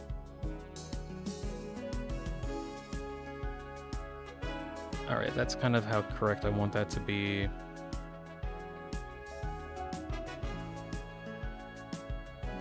Okay, so I needed to make sure that it goes off of a specific pulse.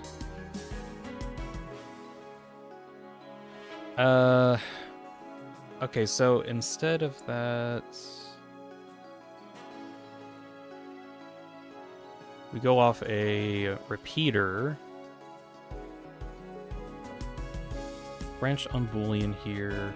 Well, okay, no, the reason why I used a counter was so that the counter could actually be offset, and I can't have a repeater be offset. Like, using the delay feature, I can't do that. Like, I can open and close the gate to have the access different, but I still can't have it on a delay, so that's not going to work the way I want. I need to use a counter.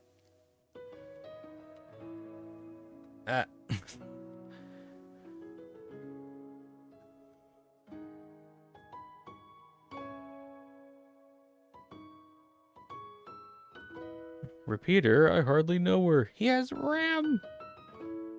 Repeat this.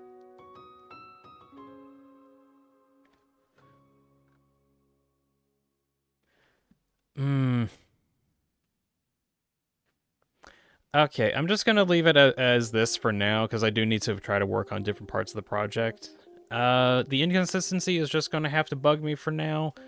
If I can get it working eventually, that would be great. For now, this is just how it's going to work. And I'm gonna be frustrated about it forever and ever. Oh heck, can I forgot. Did I try to see if I could do this?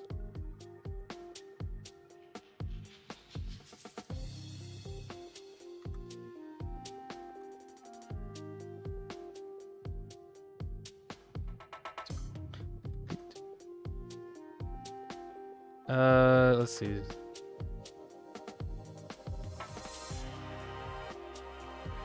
Ah, you skipped it again! Why do you keep skipping? Stop skipping.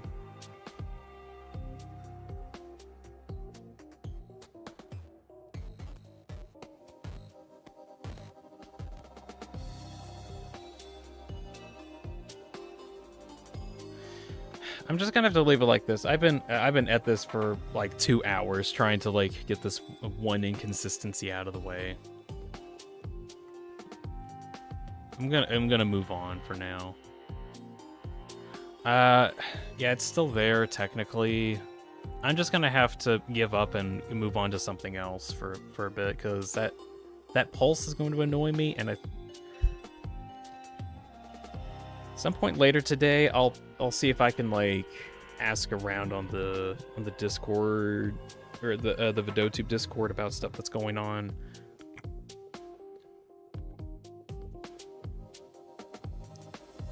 I'm pretty sure some people can probably help with that. Okay, so we're gonna cut that malarkey for now. 2 hours later, the next thing that I want to actually see if I can figure out is if I can make the scatter method. Or what the heck's the scatter method? Let me actually find some reference footage here. If I pull up my reference footage, the scatter that I want to work on is... not this animation specifically, but let's see, I'm waiting on the knight to do, yeah, this attack. I want to see if I can make this attack where like the after images kind of scatter around a little bit.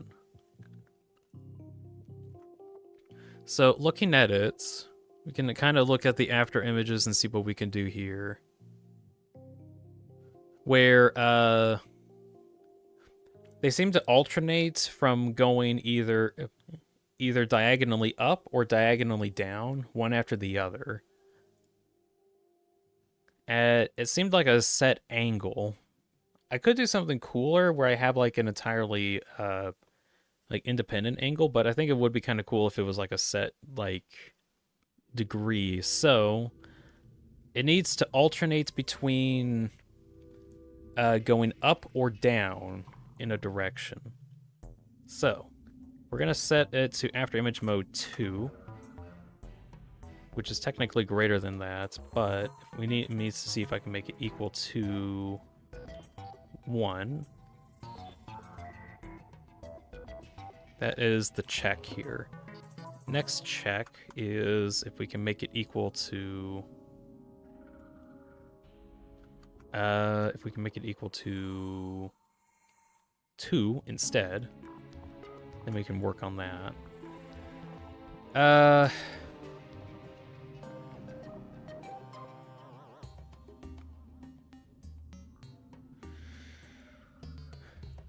No, I set that equal to that. Set equal to 2. Then work off of U instead. What does that do? That still affects the fade outs. Can I have multiple? No. I need to install a OR statement here. If either that or that works. It's generally 1.5 hours since you said you about wanted to do that attack. To be fair, I got like sidetracked trying to get this stupid thing to work. Okay, so we still have a counter that checks for stuff, but how can we make it say what position to go to? Oh, specifically because of this, right? Yeah.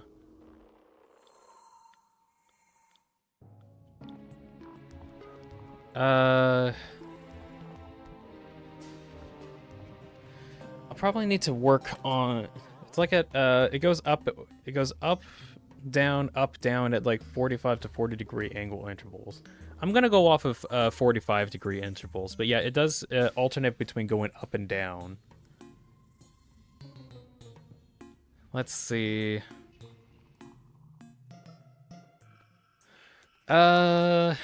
Okay, so this is the points move that I'm working off of here.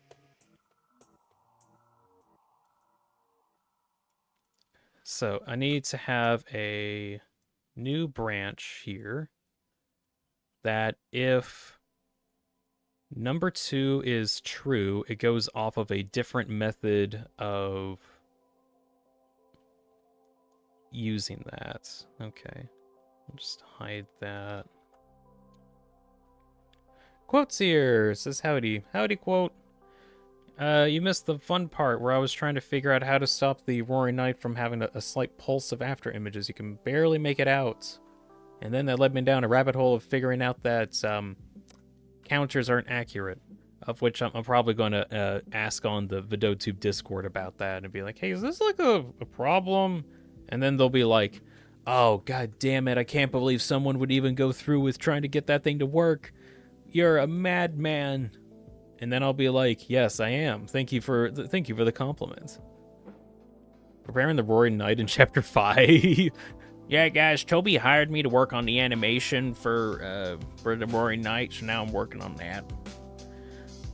It still does look good, but it just has that pulsing effect, and I've been trying to figure out what was going on.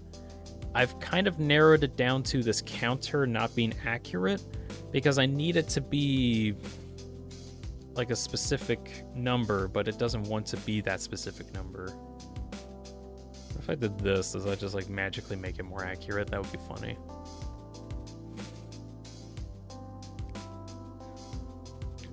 Use my mind powers. Nah, it's still there. I think it's some other issue, but I ended up finding the counter issue as like an annoyance. Anyways, right now, trying to see if I can work on making this this one attack from the Roaring Knight, or at least like the after image scatter method that's here.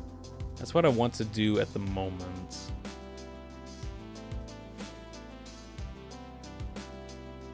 Okay, so scatter. Let's see, scatter method 2. Actually, I'm gonna put some values here. Let's see, change that just so I don't forget.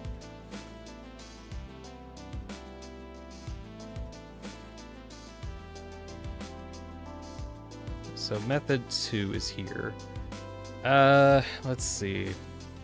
I'll need to work on organizing this at some point. Like, I don't think I'll be able to do that at the moment, but I do need to organize this.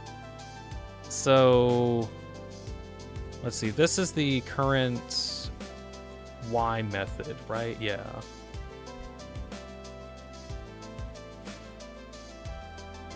So I think if I... Let's see. I'm going to take all those out. Where does it get the Y value from? Here.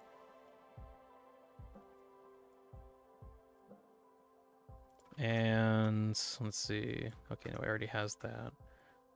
So we try to get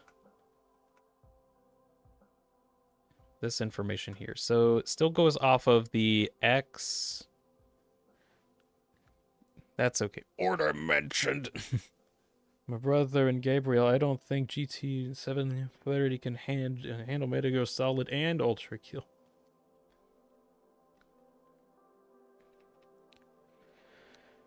I like how I was waiting months to buy and play Metal Gear Solid. Let's see. Now I don't play Metal Gear Solid and Deltarune.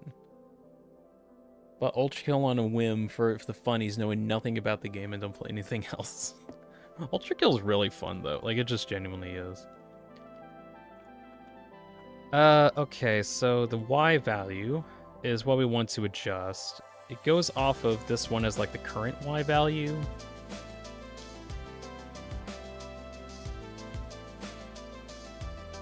So we need to figure out how to,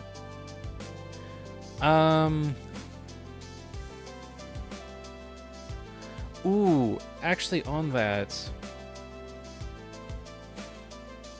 I think I remember the after images actually like staying on for longer. It's like I think those after images stay on for like a bit less than a second until no, those kind of stay around for the same amount of time. Okay, so right now I need to figure out how to change the Y over time, which actually might not be as difficult as I thought. Or let's see. I might need to change that. What's the duration on you? 0.5 seconds. I need to change your duration, 0.5. Yeah, therefore, I think I can get more accurate with that. Does that break anything over here? Oh, that makes them faster. Can I change that to 20?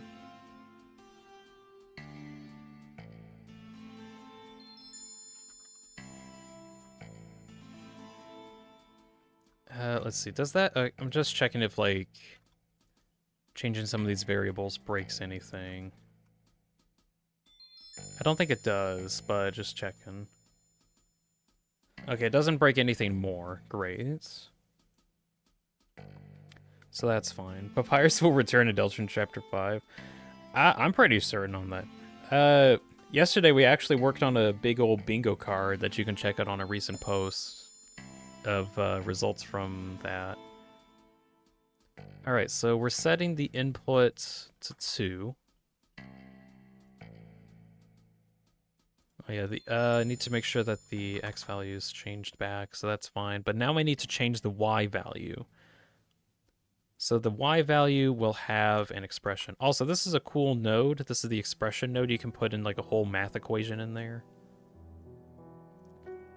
Like instead of having a bunch of different math nodes, you can just input it in there directly, which is kind of neat. Okay, so there's the there's something of an angle. What happens if I put it to 10? 5?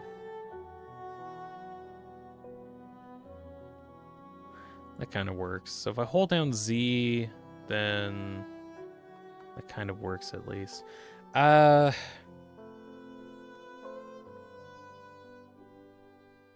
the way, y'all heard about the lawsuit? There's a lot of lawsuits going on. You're gonna have to be more specific. Valve versus the corrupt UK politicians.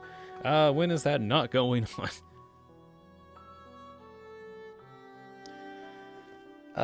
Let's see. Yep, might need to be more specific. Is it the one where Valve was getting told to not have loot boxes in their games, or the one where music companies are like, hey, you need a license to sell games that have their own music, or something like that? Let's see, can I... Okay, that can toggle between the two. 2, 1, 2. Alright, so I'll have 2 expressions here. one that takes that value, and we'll have a branch on Boolean, where based on if it's true or false, it cycles between positive and negative. And then outputs that.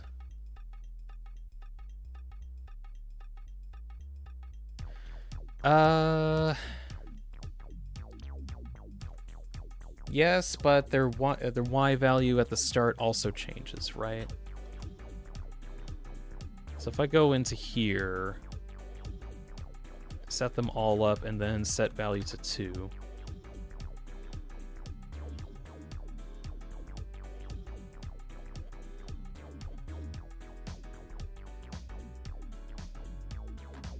It does kind of work. It does maybe. Let's see. There's like 3 to 5 different lawsuits right now, so just cover up for billionaires wanting to get a cut of the pie, blah blah blah. Yeah, that's kind of okay. Other thing I was worried about is that the y values do start at the correct area. I just need to make sure that it fluctuates correctly.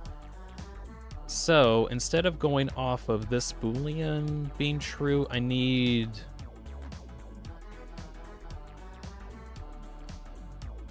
what? Every time.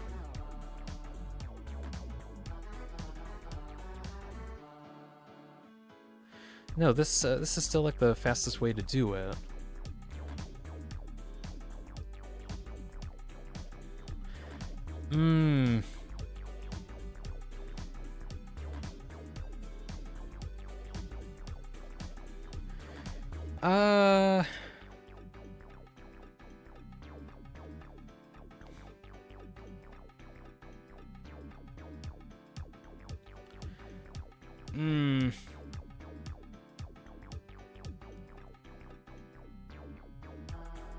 Did I just see that?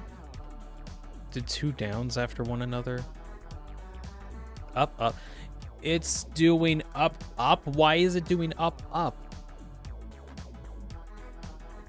Up, down, up, down, up, down, up, down, up, down, up, down, down, up, down, up, down.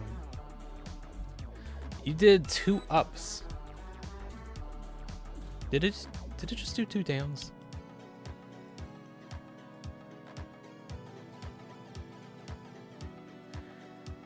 Good grief. Okay, what if I based it off of that instead? Maybe. Okay, checking up on chat.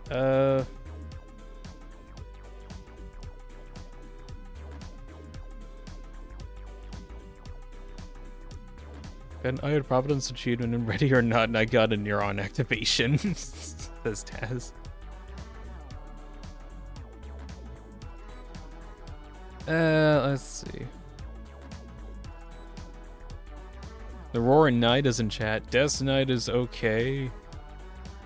But also, like, that is what Toby wants you to think. No, I'm pretty sure Toby wants us to think that it's Carol, because there's a lot of, like, hints towards Carol being the knight already, but then like we have the meta knowledge and hindsight of Des being something, so we're like, oh, probably it's Des, which that'd be so funny if Des wasn't the knight. Des Knight also doesn't make sense because of the knight's body. Well, yeah, but technically the knight is a lightener. It just has a different way of doing its stuff.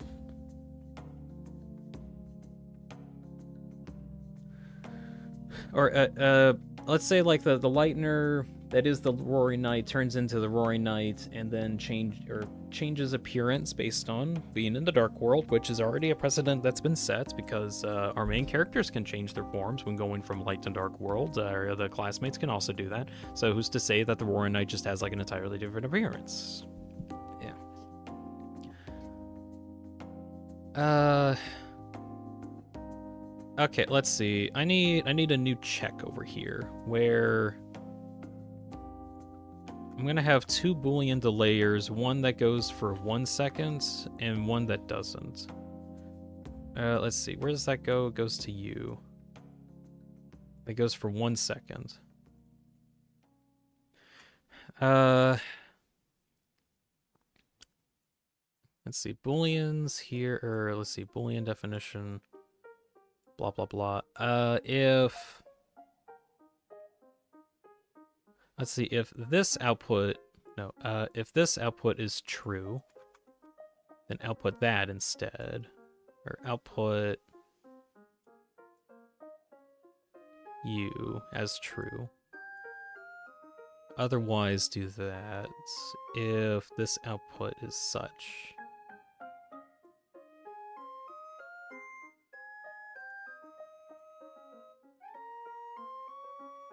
Oh, I need to do that.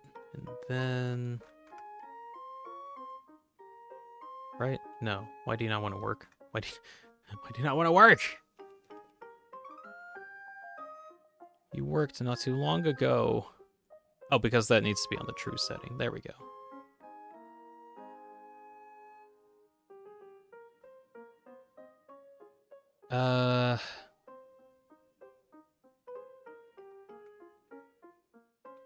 Oh, you reset faster than expected. Can it be on 777 or whatever? Yeah, that kind of works. But now the movement isn't working. Why isn't the movement working? Oh, because it's solely based on the output of that one, which is not quite right. Shoot. Oh, yeah, because it needs to be, like, that Boolean specifically. Okay.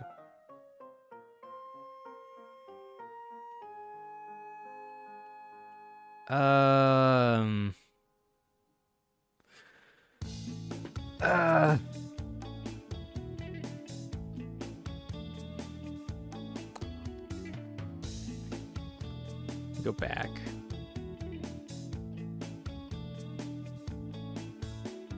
Reset that back.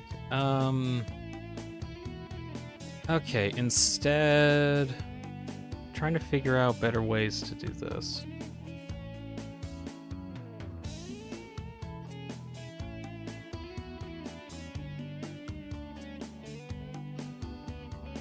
Oh, no, I still need, like, the fade outs to be different.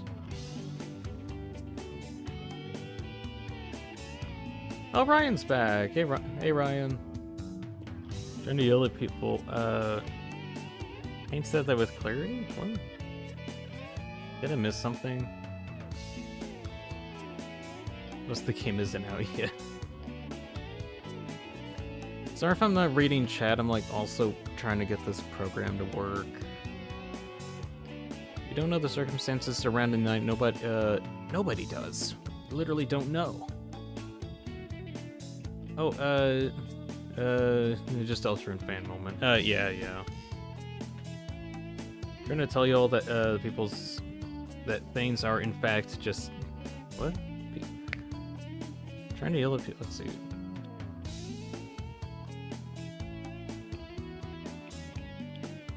Blah, blah, blah. It's either Carol, Rudy Holiday, or Des. That's like our contenders at the moment. Oh, also, Ryan, just to kind of show off what I've been working on. Not that. Been working on the Roaring Knight avatar here. Right now, I have a thing set for, like, for it to follow. There's a problem at the moment where, like, one of the after images, like, pulses stronger than the others. And I'm trying to figure out why that's going on. Probably need to work on either rebuilding some parts or figuring some things out. I'm thinking about trying to get in contact with some people on the VideoTube Discord to see if, like, hey guys, I got a very specific problem, and then see if I can figure that out. Anyways, trying to get a second scatter mode on here, where at the moment I'm trying to see if I can get the after images to, instead of go directly behind it, try to alternate between going up and down. Issue at the moment is how I have it set up is that it doesn't alternate correctly. Like, some of them go up, some of them go down. It's not consistent. So I'm trying to figure out how to make that consistent, which, at least with how things are at the moment, is not as easy as I thought it would be.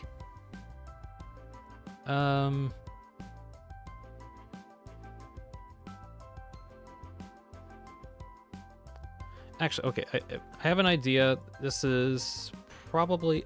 I don't know if this will work exactly, but repeater. I have a repeater on that every 0.77 seconds, it swaps between going up and down, which is about the same as like one cycle anyway. So it actually does kind of alternate up and down anyway. Right? No, because I have... Let's see. Yeah, I've been watching it for a bit. It looks pretty awesome so far. Yeah, thank you. It's a lot of work. Dean, you forgot Papyrus. I didn't forget Papyrus. Oh, that's what you meant. Yeah. I want Papyrus to come back. I don't know if I want him to be the Roaring Knight, though. It'd be silly. Okay, math. I'm gonna use math here. The dreaded math. So I have 8 after images. It's on a 0.7 second cycle. If I divide that by 8, I get that microscopic number. So if I put that into the repeater, will you allow it? Ew, oh, that looks... that looks very silly. Well, what does that actually look like in here? Let's see.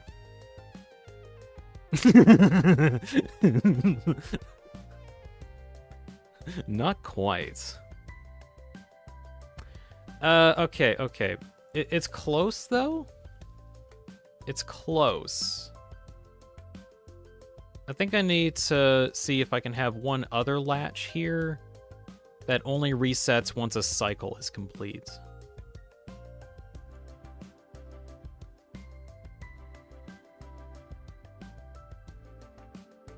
Reset a latch only when a cycle is complete instead. Right? Okay, not quite. I need not a latch, a branch boolean.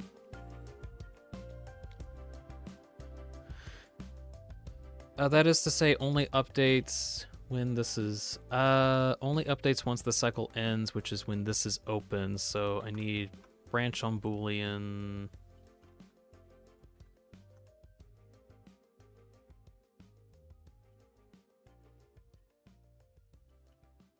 See, only trigger here?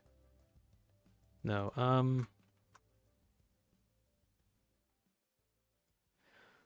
let's see, only update here.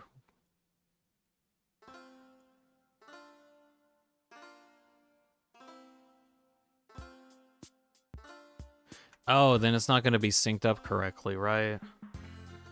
Because it's just going to happen too often, and then it'll never go down now because it's too desynced.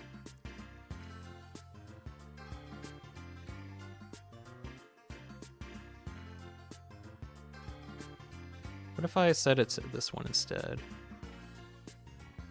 No, kind of the same issue.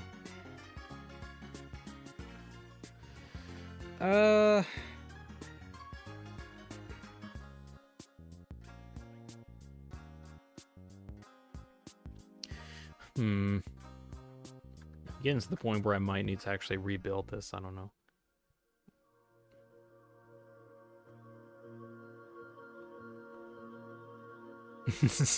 Ryan says, I have a friend that's pissed that I lean towards Rudy Knight. It's fun.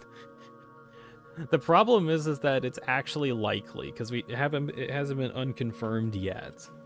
We haven't seen Rudy in the same place.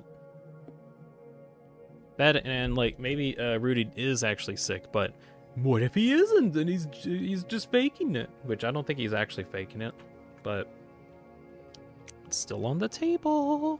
Still on the table.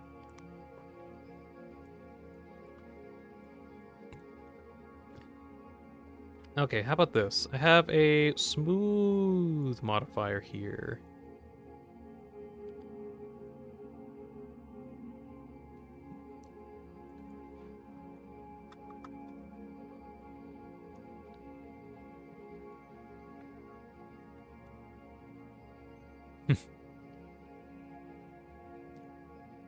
Okay, maybe not a smooth one. What about ease? I think ease is supposed to be a little bit better for the stuff that I'm trying to do here. This one goes between a 1 and a 0, but better. Yeah, duration of 2 seconds, right?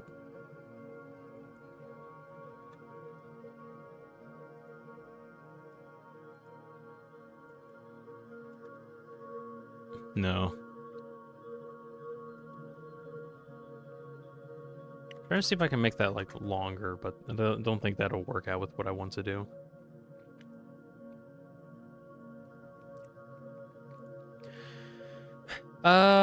So what am I trying to do here? It's like...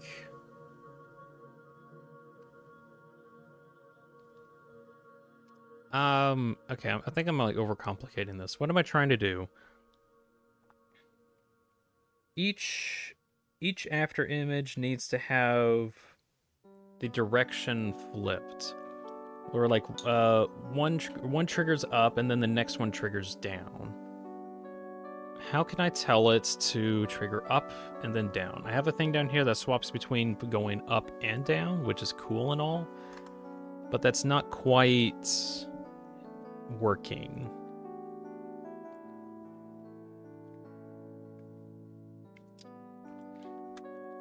Why isn't that, why is that not working? That is because... Are those on a delay? Or something? No, I think that's just how the numbers look. Oh, yeah.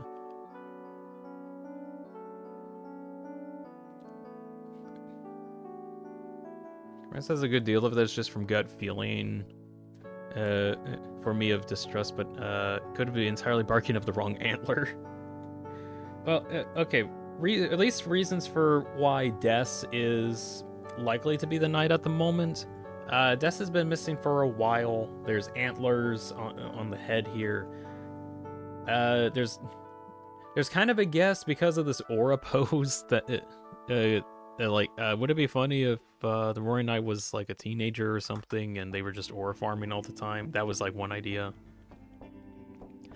But okay, either that and Des and Azrael have some connections, either being like friends, girlfriend, boyfriend type thing, or we're kind of wondering like how deep that actually goes, because there's a lot of attacks of the Roaring Knights that are actually kind of similar to Azrael.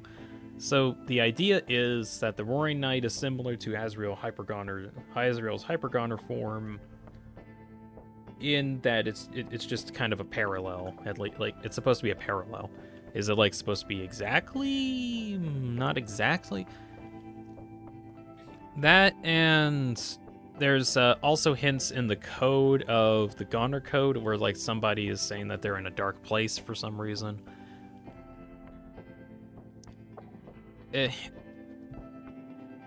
I had like better evidence for it, then I'd probably talk more about how like one or the other is Des, but I'm not entirely certain at the moment.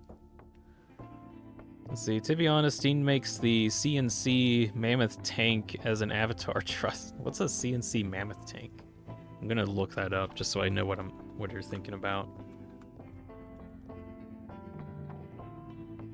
Let's see, Mammoth Tank. CNC Mammoth Tank. It is something from Command & Conquer. It's a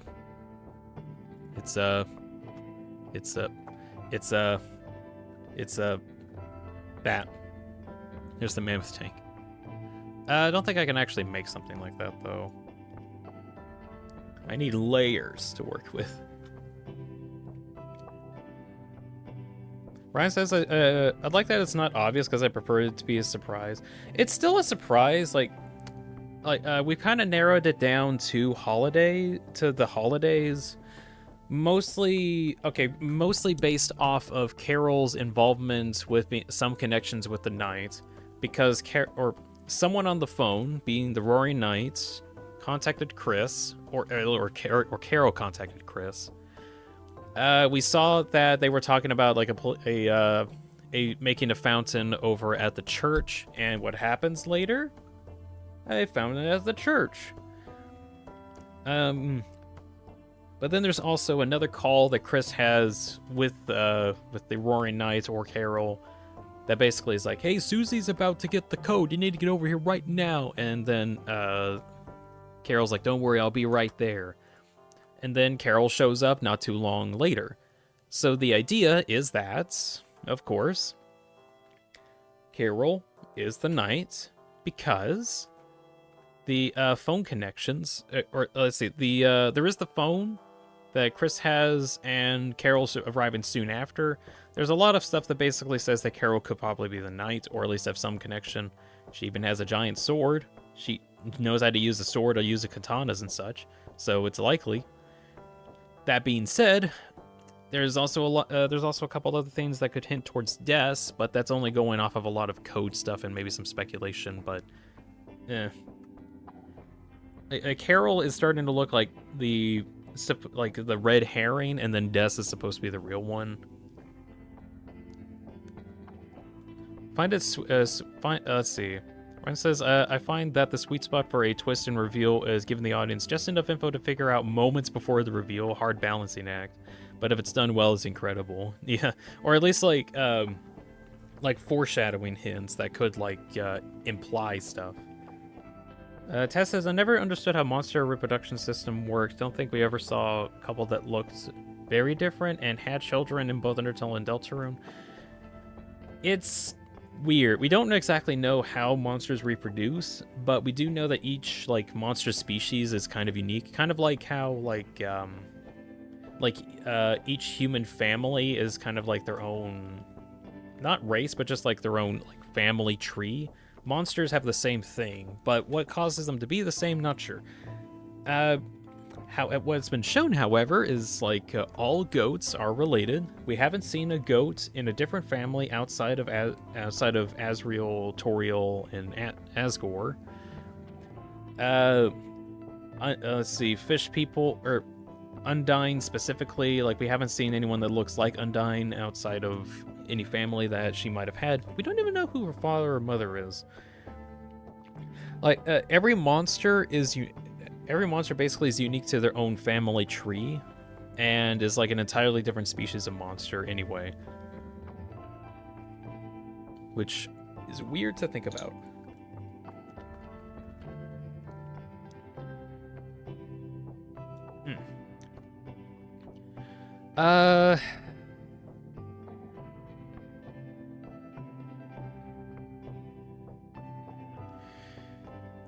Let's see. I'm trying to see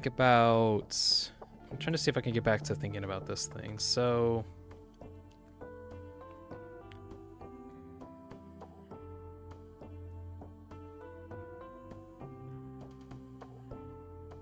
do I still have that copy pasted? No.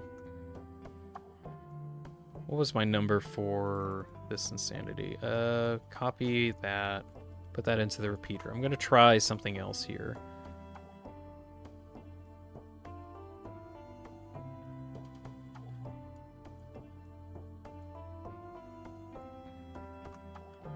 I'm gonna try one more true-false statement.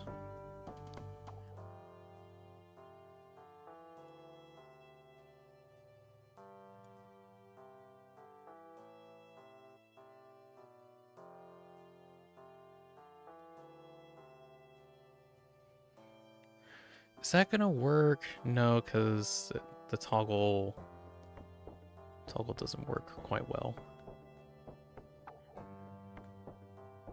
Oh, I need that to go over here, and then when it's true, no,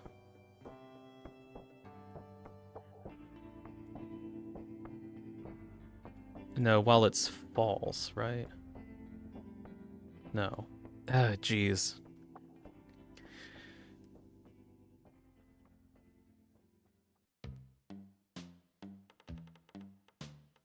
Maybe it's on. Do I need on change?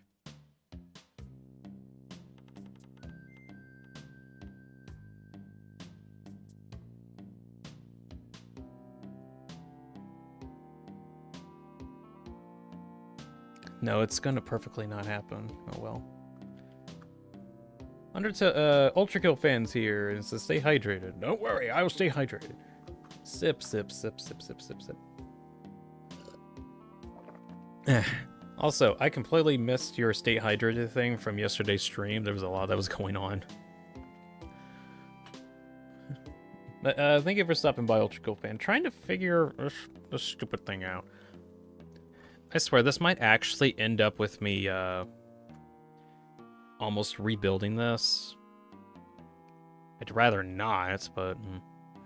Okay, so what I'm trying to figure out is at the start of each cycle, it alternates from going up and down. So I have a thing. This kind of controls each cycle. So while that's true, right? No, I have something here that kind of matches the cycle frequency anyway. So connect that so that way these two can go up and down. But the issue that I have is that all of them are on the same repeating bit. So it's like each after image needs to be negated almost. If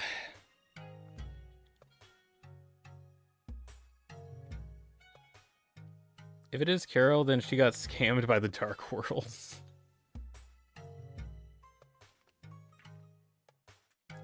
Let's see,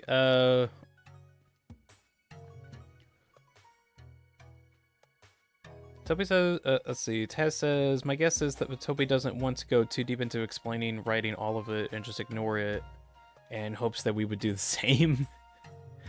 No, there's still, like, some stuff that Toby does put into his games that, like, we should think about, like, that we actually genuinely should actually think about. The problem is there are some times when he puts some stuff in here that he wants us to think about but isn't, like, too serious, or won't have a payoff for quite some time. There's at least enough information, like, within the chapter that it's like good to go off of. But outside of that, it is kind of, at times, I'll say, difficult to tell. It's a different writing style than what's expected in Undertale. I think also because we don't have, like, the full story yet. At least in Undertale, we have, like, the whole game to go off of. Toba wants us to think about the story, not about how monsters make monsters. Yeah, he hasn't talked about it, so it's not important. But it still would be interesting. I mean, the only thing that we have to go off of is that boss monsters can live technically forever as long as they don't have any children. But if they have children, the immortal life force of the boss monster eventually seeps into the son or child, sorry. For example, Ryan says, have doubts on Toby would make distinction between two different kinds of swords of similar shape. Oh yeah, like the black shard and the black knife. Or let's see, Asgore has a black shard. So is that the same as the black shard that Chris uses or can get after defeating the knights? That's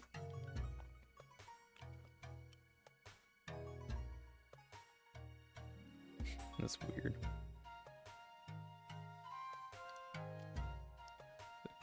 I have my phone as like an extra chat feed thing, and it just magically decided not to get any more information from chat. I don't know what's going on there. Historically, the distinction was practically never made. Oh, so on some inconsistencies, I would like to point out there have been inconsistencies in Deltarune, and I have experienced a few of those while I was trying to make some videos. So, especially in Chapter 1, I'm gonna go take a break from working on this for a bit. In Chapter 1, actually, do I want to just pull this up? Yeah, whatever. I have a whole thing about inconsistencies. I was making a video about the second voice for a while, the voice that cuts off Gaster at the very start of or at the very start of chapter 1. Anyways, the video has bloated into some insane proportions. I'm getting close to getting it done. Not really. It'll probably take me another month to get it finished. But I had a whole section here that went off of every instance of the second voice talking, or at least like something that would be the second voice. Let's see. Okay, I'm just gonna shut myself up. I'm gonna not listen to myself. I had like a whole thing talking about different fonts and stuff, blah blah blah. Let's see. Even went as far as like getting the different typer values in on this because things were kind of different. So here is the first instance of the second voice, and that uses typer value 2. After Gaster gets done talking with us, the typer value changes from 667 to 2. So it turns into this text. So the second voice theory goes off of this using typer 2 in order to distinguish that, oh, maybe whoever uses typer 2 is probably the second voice, which immediately gets derailed as soon as we go into the next case of Susie, because there's one conversation here where during Susie's monologue where it turns into typer 2, which causes her text to actually be silent. So as a comparison, let's see. How do you feel? Oh, let's see.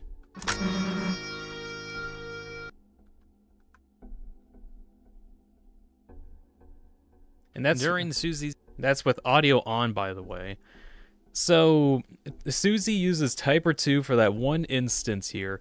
Literally the one singular instance out of the entire game. I checked every other chapter. That's the only time Susie talks in typer 2. I bring this up because it's all inconsistent. There's also other cases of like different text being silent and slow crawling or something. Susie voice 2.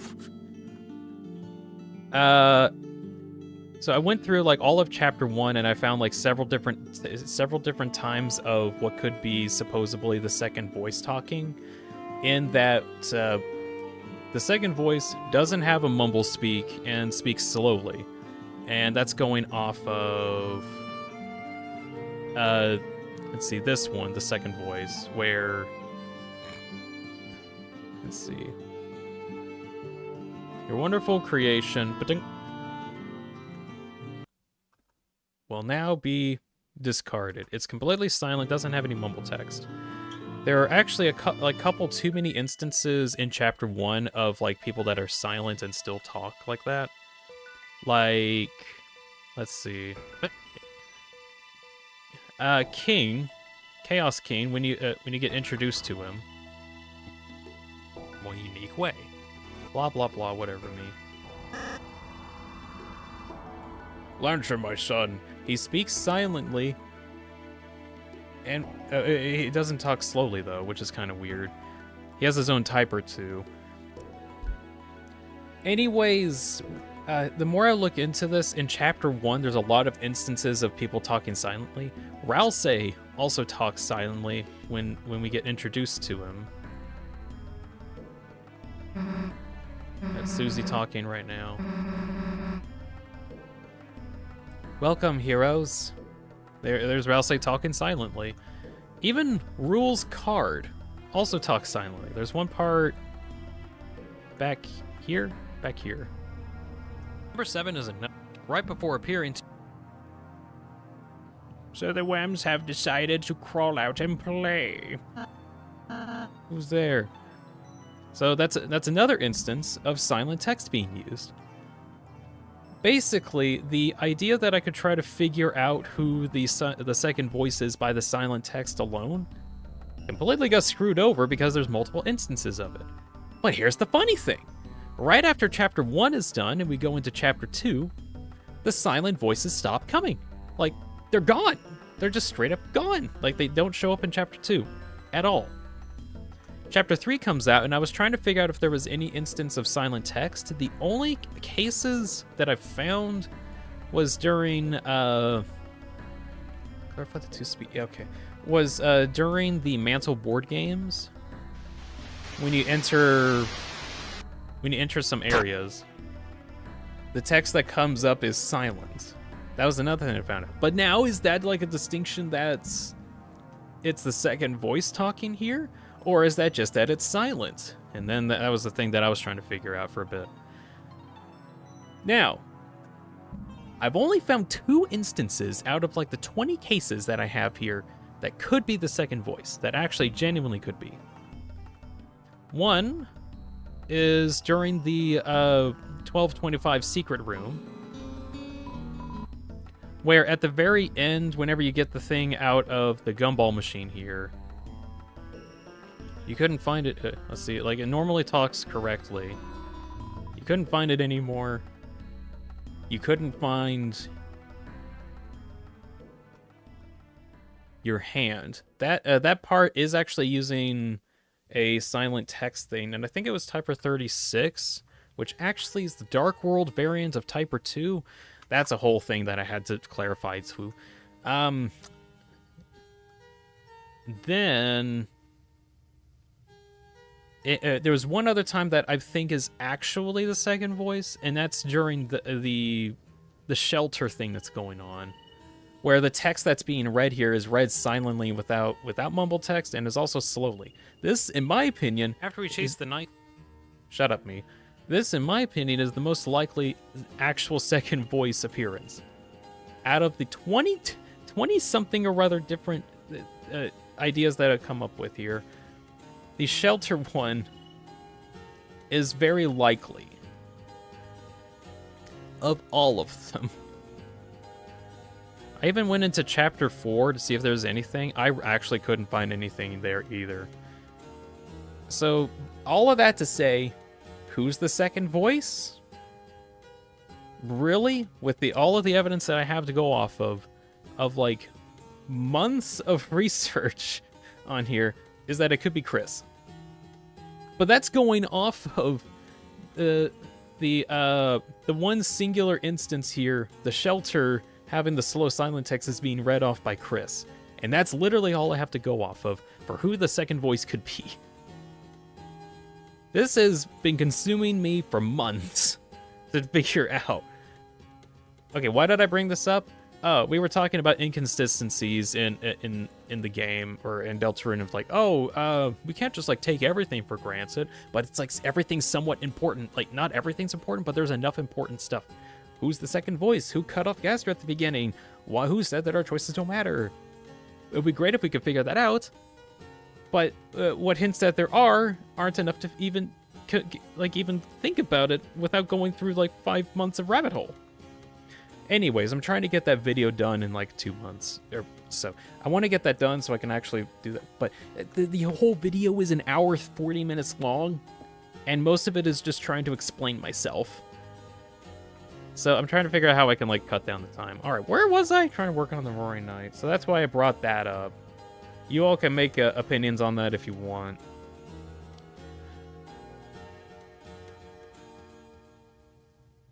Did you mention channel 66 at the end of the Tenda fight? That wasn't.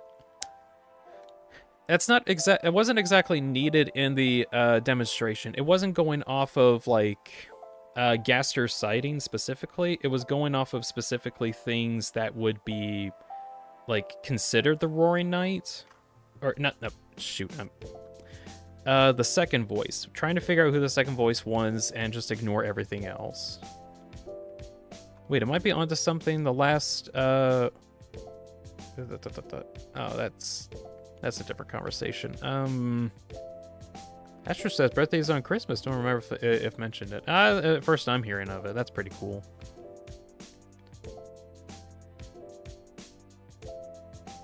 Channel 666 is a reference to the Devil 66. Well, it's also a reference to Gaster, technically, because Gaster has connections to the number 6. And a lot of 6s, like, Gaster has 6 letters in his name. His stats are all 6s.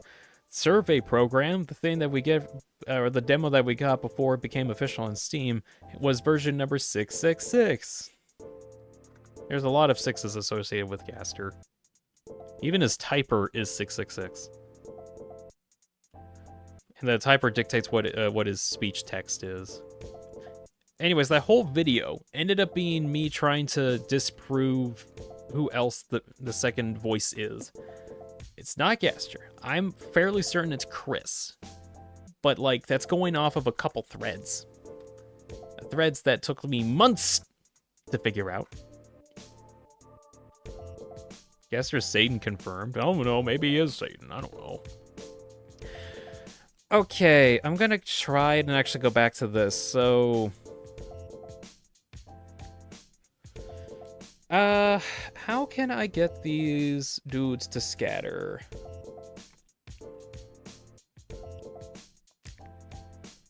They are at least like, okay, so the after images are going in the right direction. The problem is that I need to have them alternate going up and down, but there's no way to tell them exactly to alternate without,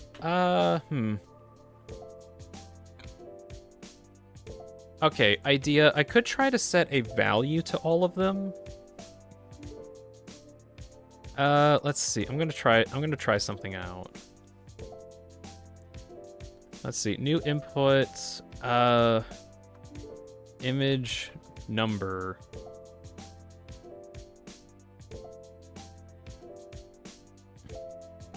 I'm gonna have that as a number input.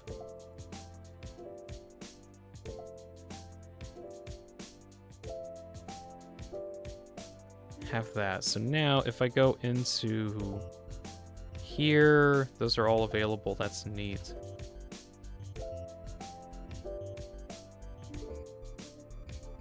All right, so that dictates the value. I'm gonna see if I can have either a 1 or a 2 on all of these, and that basically says like what order that these should go in.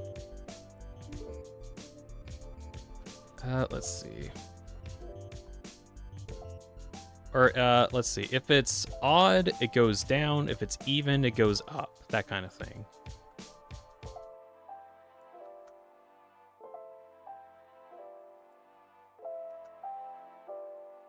I'm gonna try that out.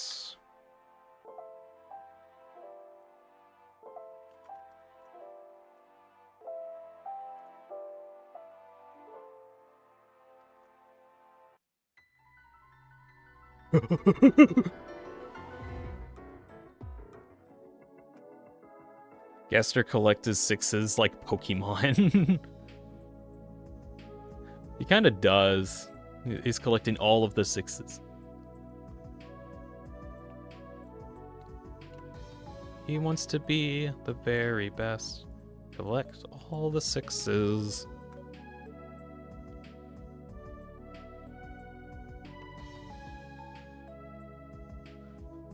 You're not actually using the right value. Why are... Oh, that looks weird. What's going on here?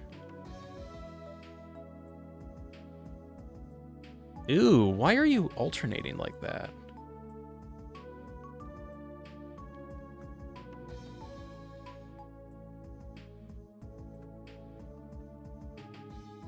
Oh, no, oh, it's working as intended. Okay. Never mind. It just looked kind of as if it was like syncing up correctly for a bit. Okay, so we take whatever value comes out and move it. I'll have this set up as a relay just so I can like stretch it around a bit. So whatever goes in, I'll do this.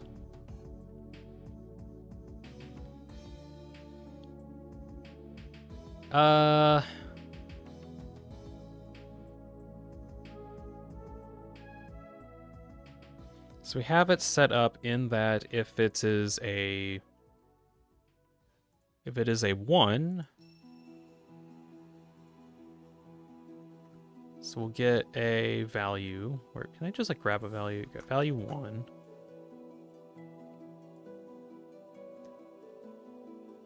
If the value is equal to 1, it goes down and uses the down 1. If it is not, in which it is a 2, it then chooses up.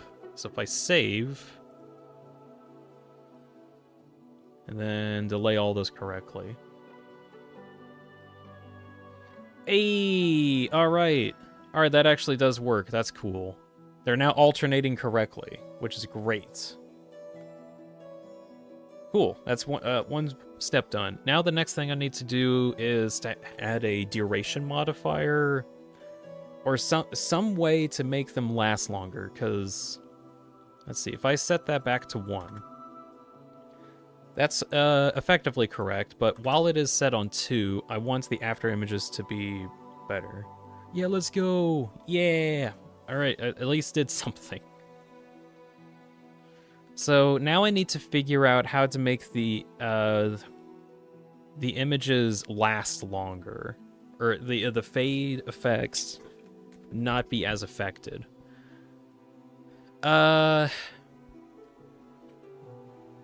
Basically the time in which that they stay is different. So does that mean that the counter needs to be slower? Oh, then I have to go off of an entirely different counter. Actually, I think that's fine, right? Kind of. So if I have like a whole different counter setup here. So copy all of that, and now I have a whole another counter. Have a thing that stops the clock so that it can reset itself.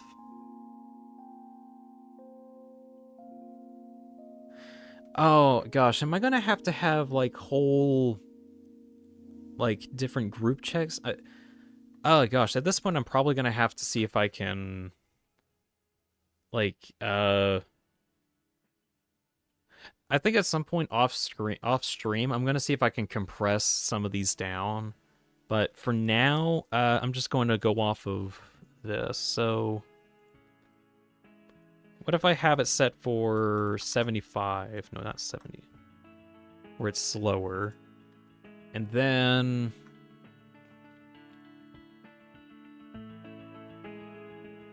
let's see.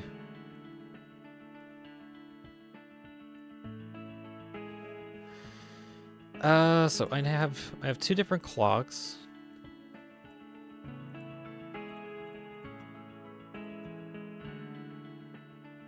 I have 2 different clocks currently, and I want to see if I can get them all into the same Boolean, actually. Let's see, so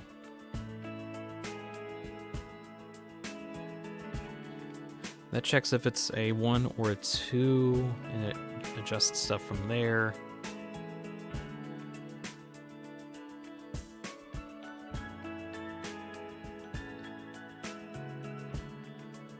Oh, Robert's here. Hey, Robert. Hello. To get you up to date on what we've been up to. So updated the Roaring Night a little bit, so that the after images are a bit faster. There's an issue, and I spent like an hour trying to figure this out, where there's like a pulse of frames that are a little too fast. There's some issue with it. I don't know what it is. Correction, I do know what it is. It's just that it's like, I think it's a rounding point error, and it's not... anyways, the counter thing is not proper. It's not as accurate as I want it to be. Anyways, I'm also trying to work on a second mode, which is the scatter, where now it actually like has the images scatter out a little bit more, which is kind of neat. So at the moment, I'm trying to see if I can make the fade out effect not as long. And to do that, I need to have an entire separate counter keep track of that.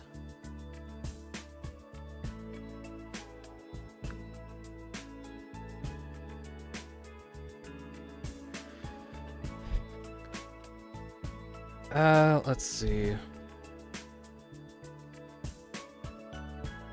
Let's see, I could change that out. So I need to have...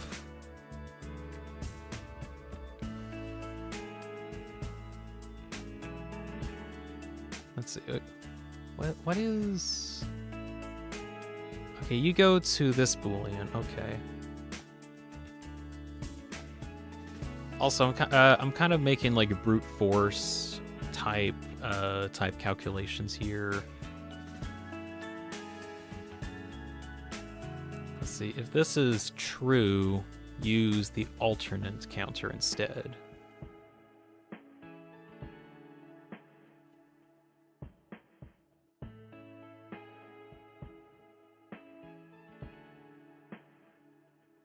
Okay, but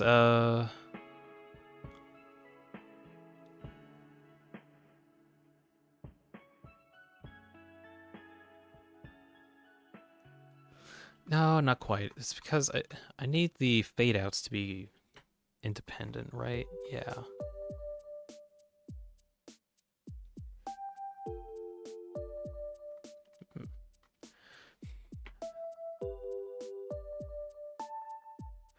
Hmm.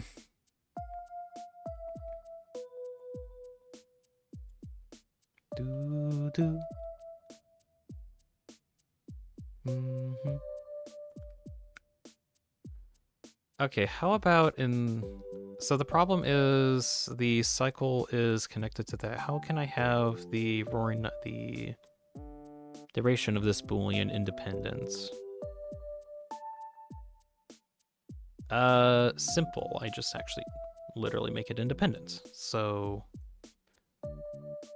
this Boolean will directly connect to you.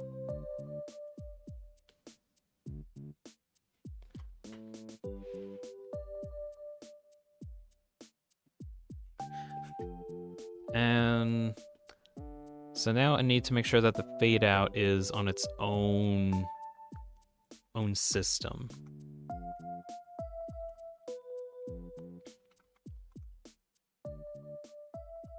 So I have two Booleans here. If let's see. Let's see. This checks if either of these are true. And then activates that. So I should have a couple more branching here. Where it either does one delay type or another.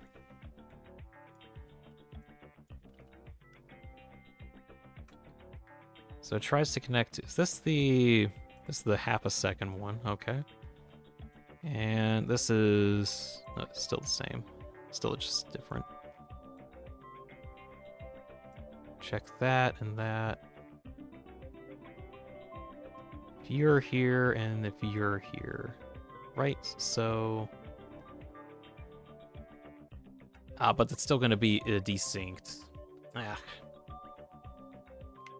YouTube when to reopen chat, and I've been watching for 3 hours. Welcome to the chat. Well, welcome back, I guess. Okay, the reason is the fade out is desynced from the main counter, so this isn't going to work as I want. So I'm going to have to redo that.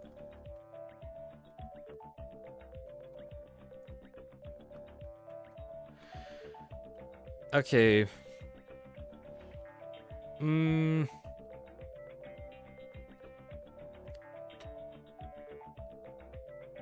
Oh, let's see. Brute force method here. Not really brute force, but just, let's see if...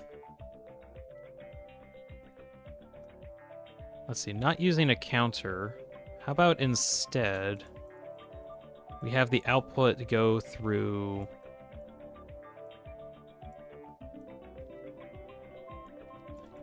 two different things. If number 2 is enabled,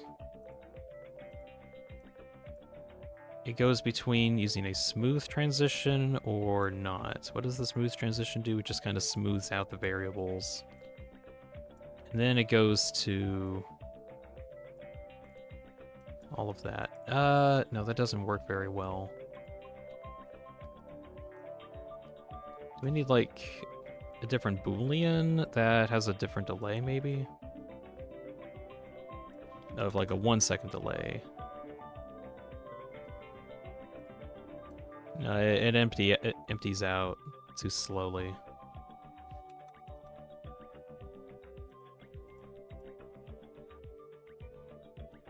Hmm.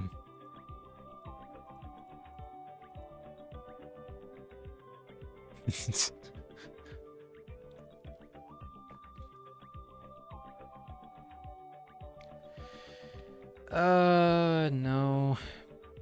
Okay. Maybe I might need to end up, like, actually rebuilding this just to accommodate for it. This whole feature is held on hopes and dreams for real.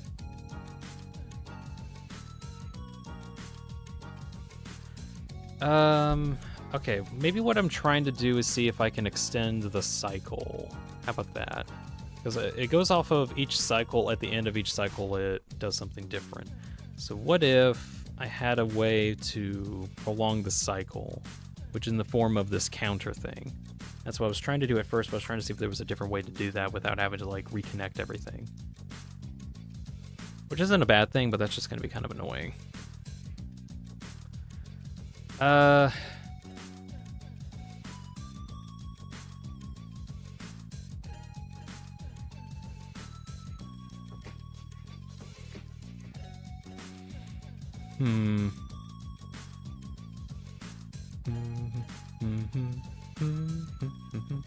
Smooth transition is like piston suspension versus rod suspension.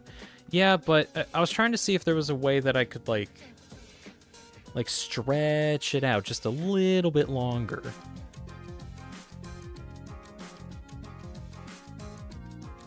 Like stretch out the fade animation just a little bit longer, but doesn't seem like that's going to be an easy fix. Let's see.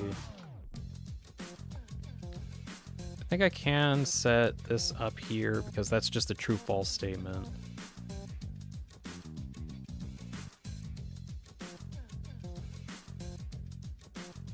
This is starting to get messy.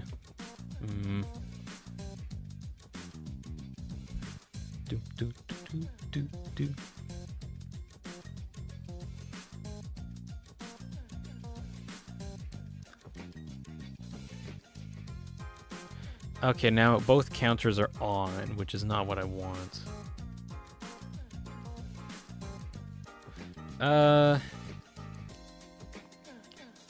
Okay, we have new counter outputs where we have a check. If the value is equal to 1? No, wait, shoot it. No, less than or equal to 1? Less than or equal to 1. If this value is less than or equal to 1,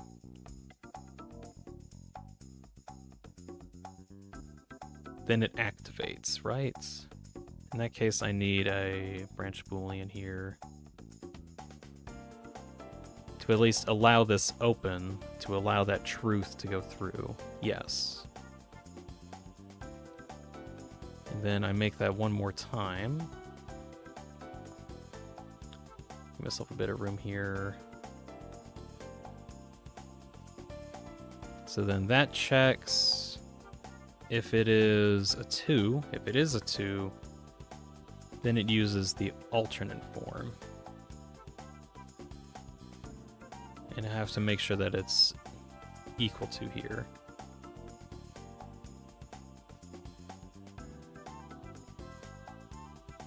Does it not want to check that? Wait. Oh no, I'm going off of the wrong input. It's that one.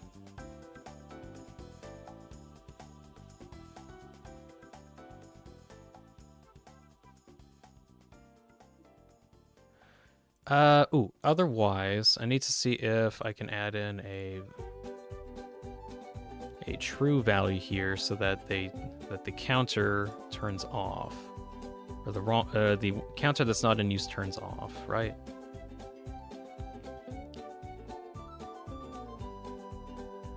No. Yes? No. Oh, because I need to make sure that that one gets checked. Okay, just for now, we'll have this true. If this is on, output that to here. Otherwise, go to you.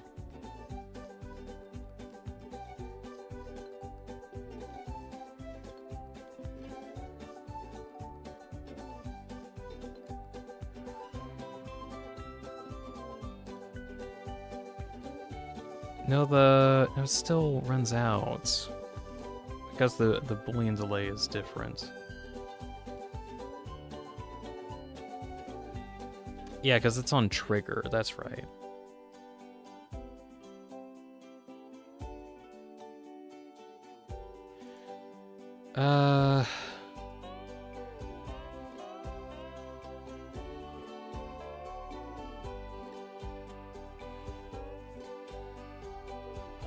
Okay, I need two different ones, I think. So instead of that latch being going to that Boolean instead, there's two different Booleans, or two different Boolean delays. One that has a half second, and one that uses a full second.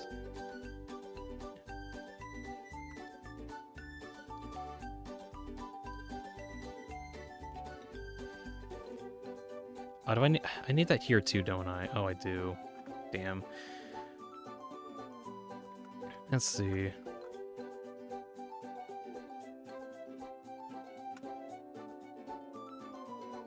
Change that out. Change you out. Change you. Change you. So now that goes off of that and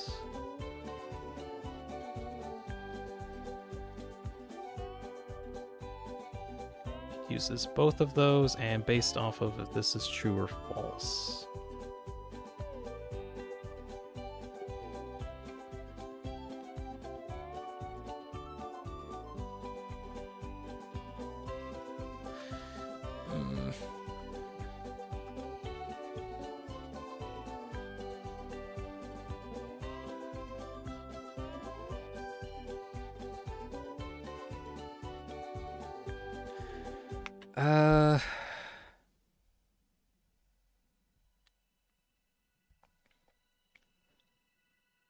What's going on here?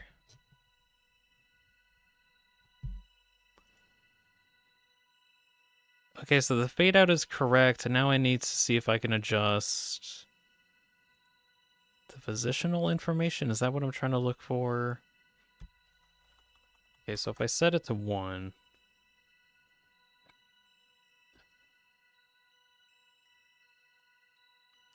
there's an issue where it just doesn't feel like it. Why doesn't it feel like it? Is that because of how long this is lasting not being exactly correct?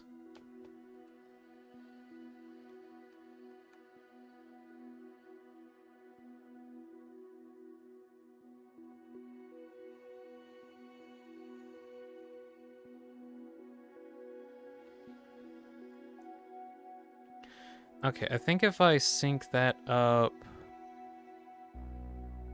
correctly, what if I set it to 1.5?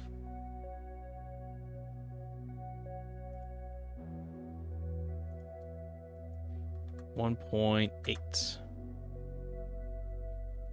1.2. I'm probably gonna have to actually use math to properly figure something out, or I can just brute force for the time being. 0.25.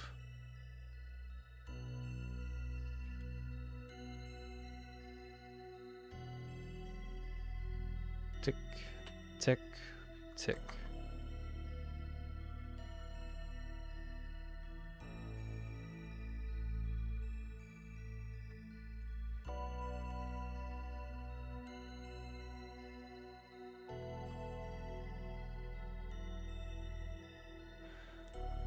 Okay, how long does this actually go?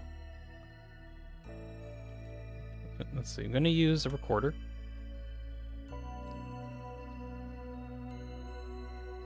Okay, there we go. I wish there was a way to, like, more easily check the duration of some of these.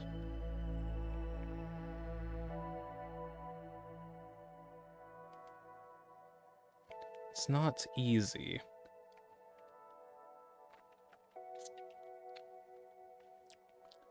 It is now closing my giant second voice project because it is like, why the hell is this a project? And I'm like, because I'm insane.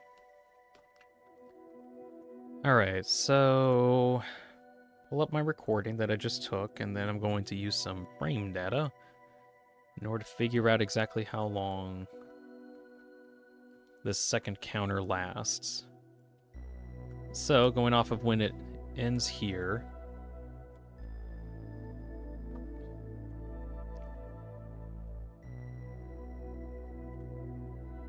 and then that resets it. Okay. So, exactly 1.1 seconds. Or no, not exactly 1.1 seconds. 1 second and a 1 frame. Which 30 frames, let's see, no, 1 divided by 30 frames? Yeah, 1 divided by 30 is that number. 0.03 repeating, so if I change it to 1.033, then it should be like just perfect. Of course not. 0.34.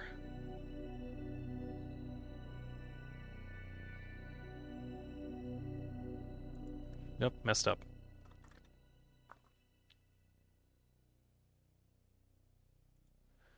Messed up again.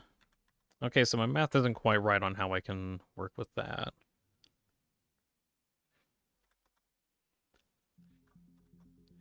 I'm pretty much just forcing this at this point. Okay, why is this happening? Is it because... Oh, maybe I need to change this, don't I? 1.034. Then change that to be the same. 1.034? No, it doesn't like it. What about just 1.03?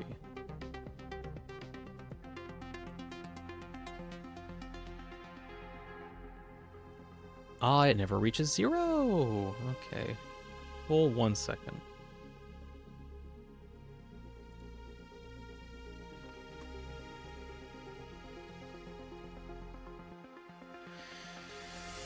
Good grief.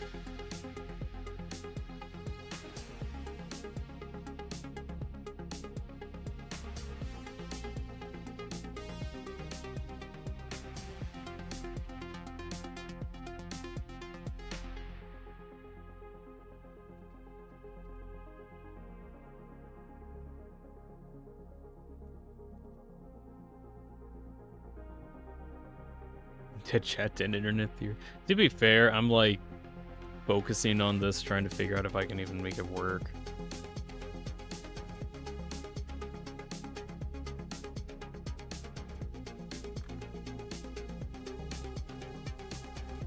This isn't working.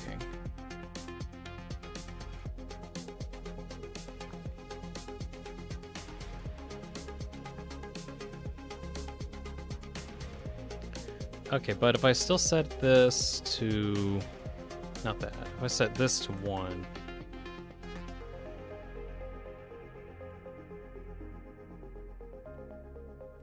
Okay, it still works as normal. Which is great. At least it still works as normal. What time is it getting to be? It's like almost 2 p.m. my time. Person even's alive. Thank you.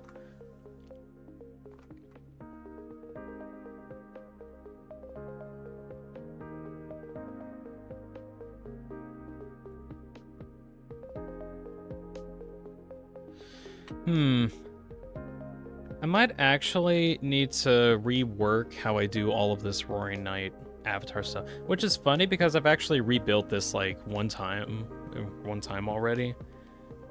I legit might need to rebuild this to better separate out everything.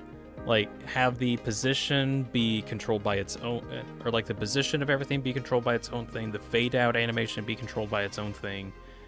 And basically just have like a better setup for that. It technically does work. Like if I set that to 1, then the animation stuff still does work. if I go to this variant.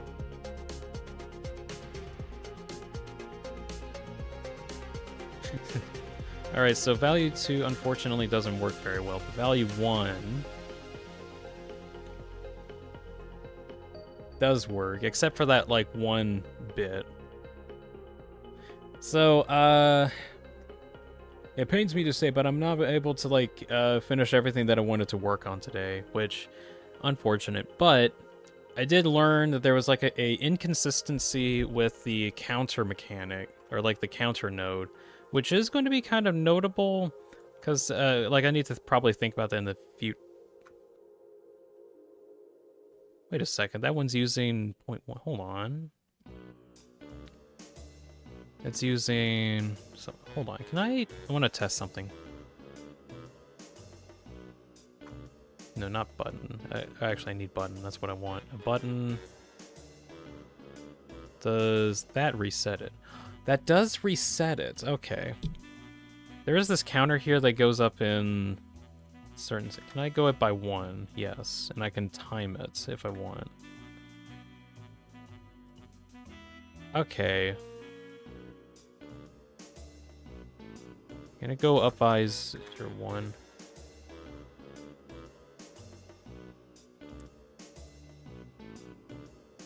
Maybe, but even still, I think... Can't it just go up in 0.1 intervals anyway? Yeah, it can. The question is if it wants to.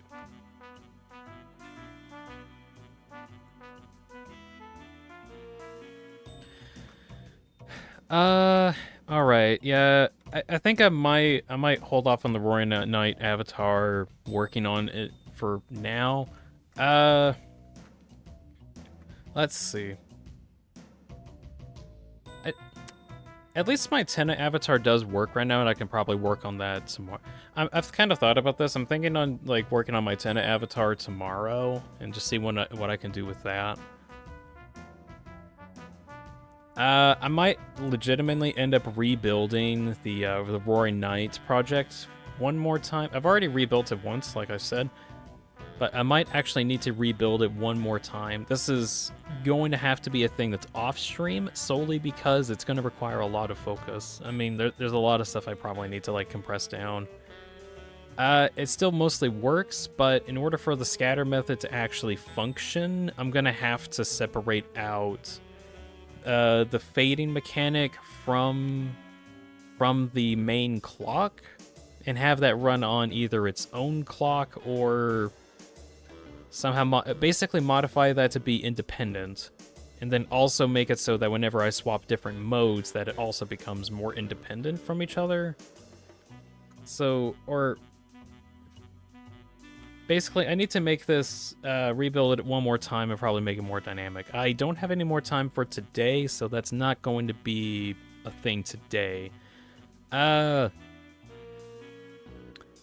Right, before I head out, I do plan on trying to work on my tenant avatar tomorrow, which at least that one does work, and I can actually, like, keep working on that one and it doesn't, like, break all the time. It's a little bit easier to work on that guy, at least. Information. So, Satisfactory is a game that I've played a lot, and it's one of my favorite games that I've played in a long time.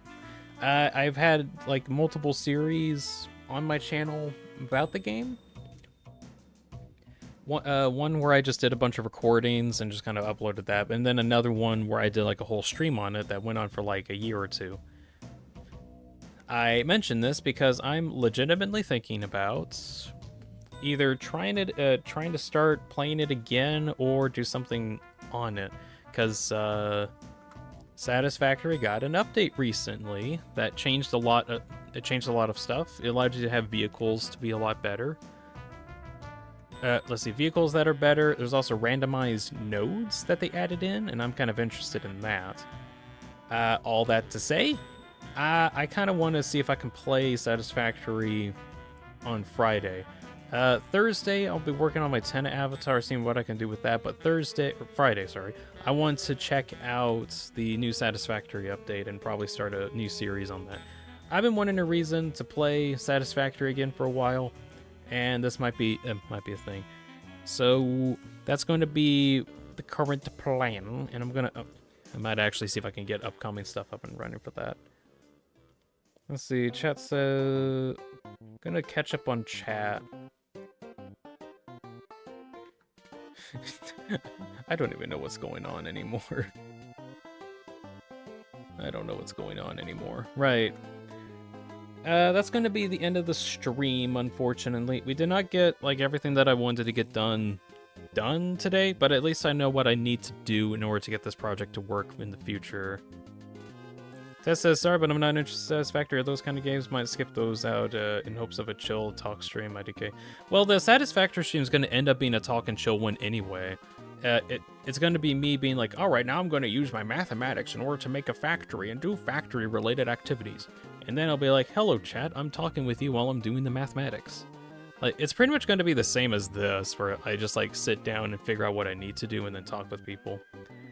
So, it's still going to be like a chill and chat thing.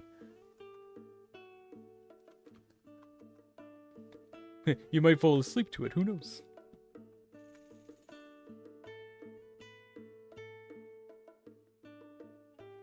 Alright, I'm gonna be closing out the stream now and heading off. Thank you very much, Original Golden, Taz, Person Human. Let's see. Alexis, Robert, Ryan, Astra Sands. Let's see. Random Ultra Kill fan. There's a couple other people that stopped by, but my chat feed won't let me see that far up. Oh well. Thank you all very much for stopping by on today. I'll be on tomorrow. Also, video projects. I did show off that second voice theory thing. That's not going to be for like a month or two because I still need to like get some other stuff done. But I want to make a video showing off the Tenna avatar and like what kind of stuff I've updated for that. That, and also a video just talking about the Vidotube program, because I just want to make a guide on it, because I've been working on this a lot. I actually want to see if I can make like a better guide to show off what all of the nodes do. I think that would be interesting. So if you're interested in that, that might be something to look out for. I'm hoping once I get those Vidotube stuff out of the way, I want to make some Delta Theory videos again, and see if I can focus on those in the coming months. That is my current plans right now. Alright, thank you all for watching. I hope you enjoyed that at some amount, and you all have a good night. Goodbye, everybody. See you later. Meow.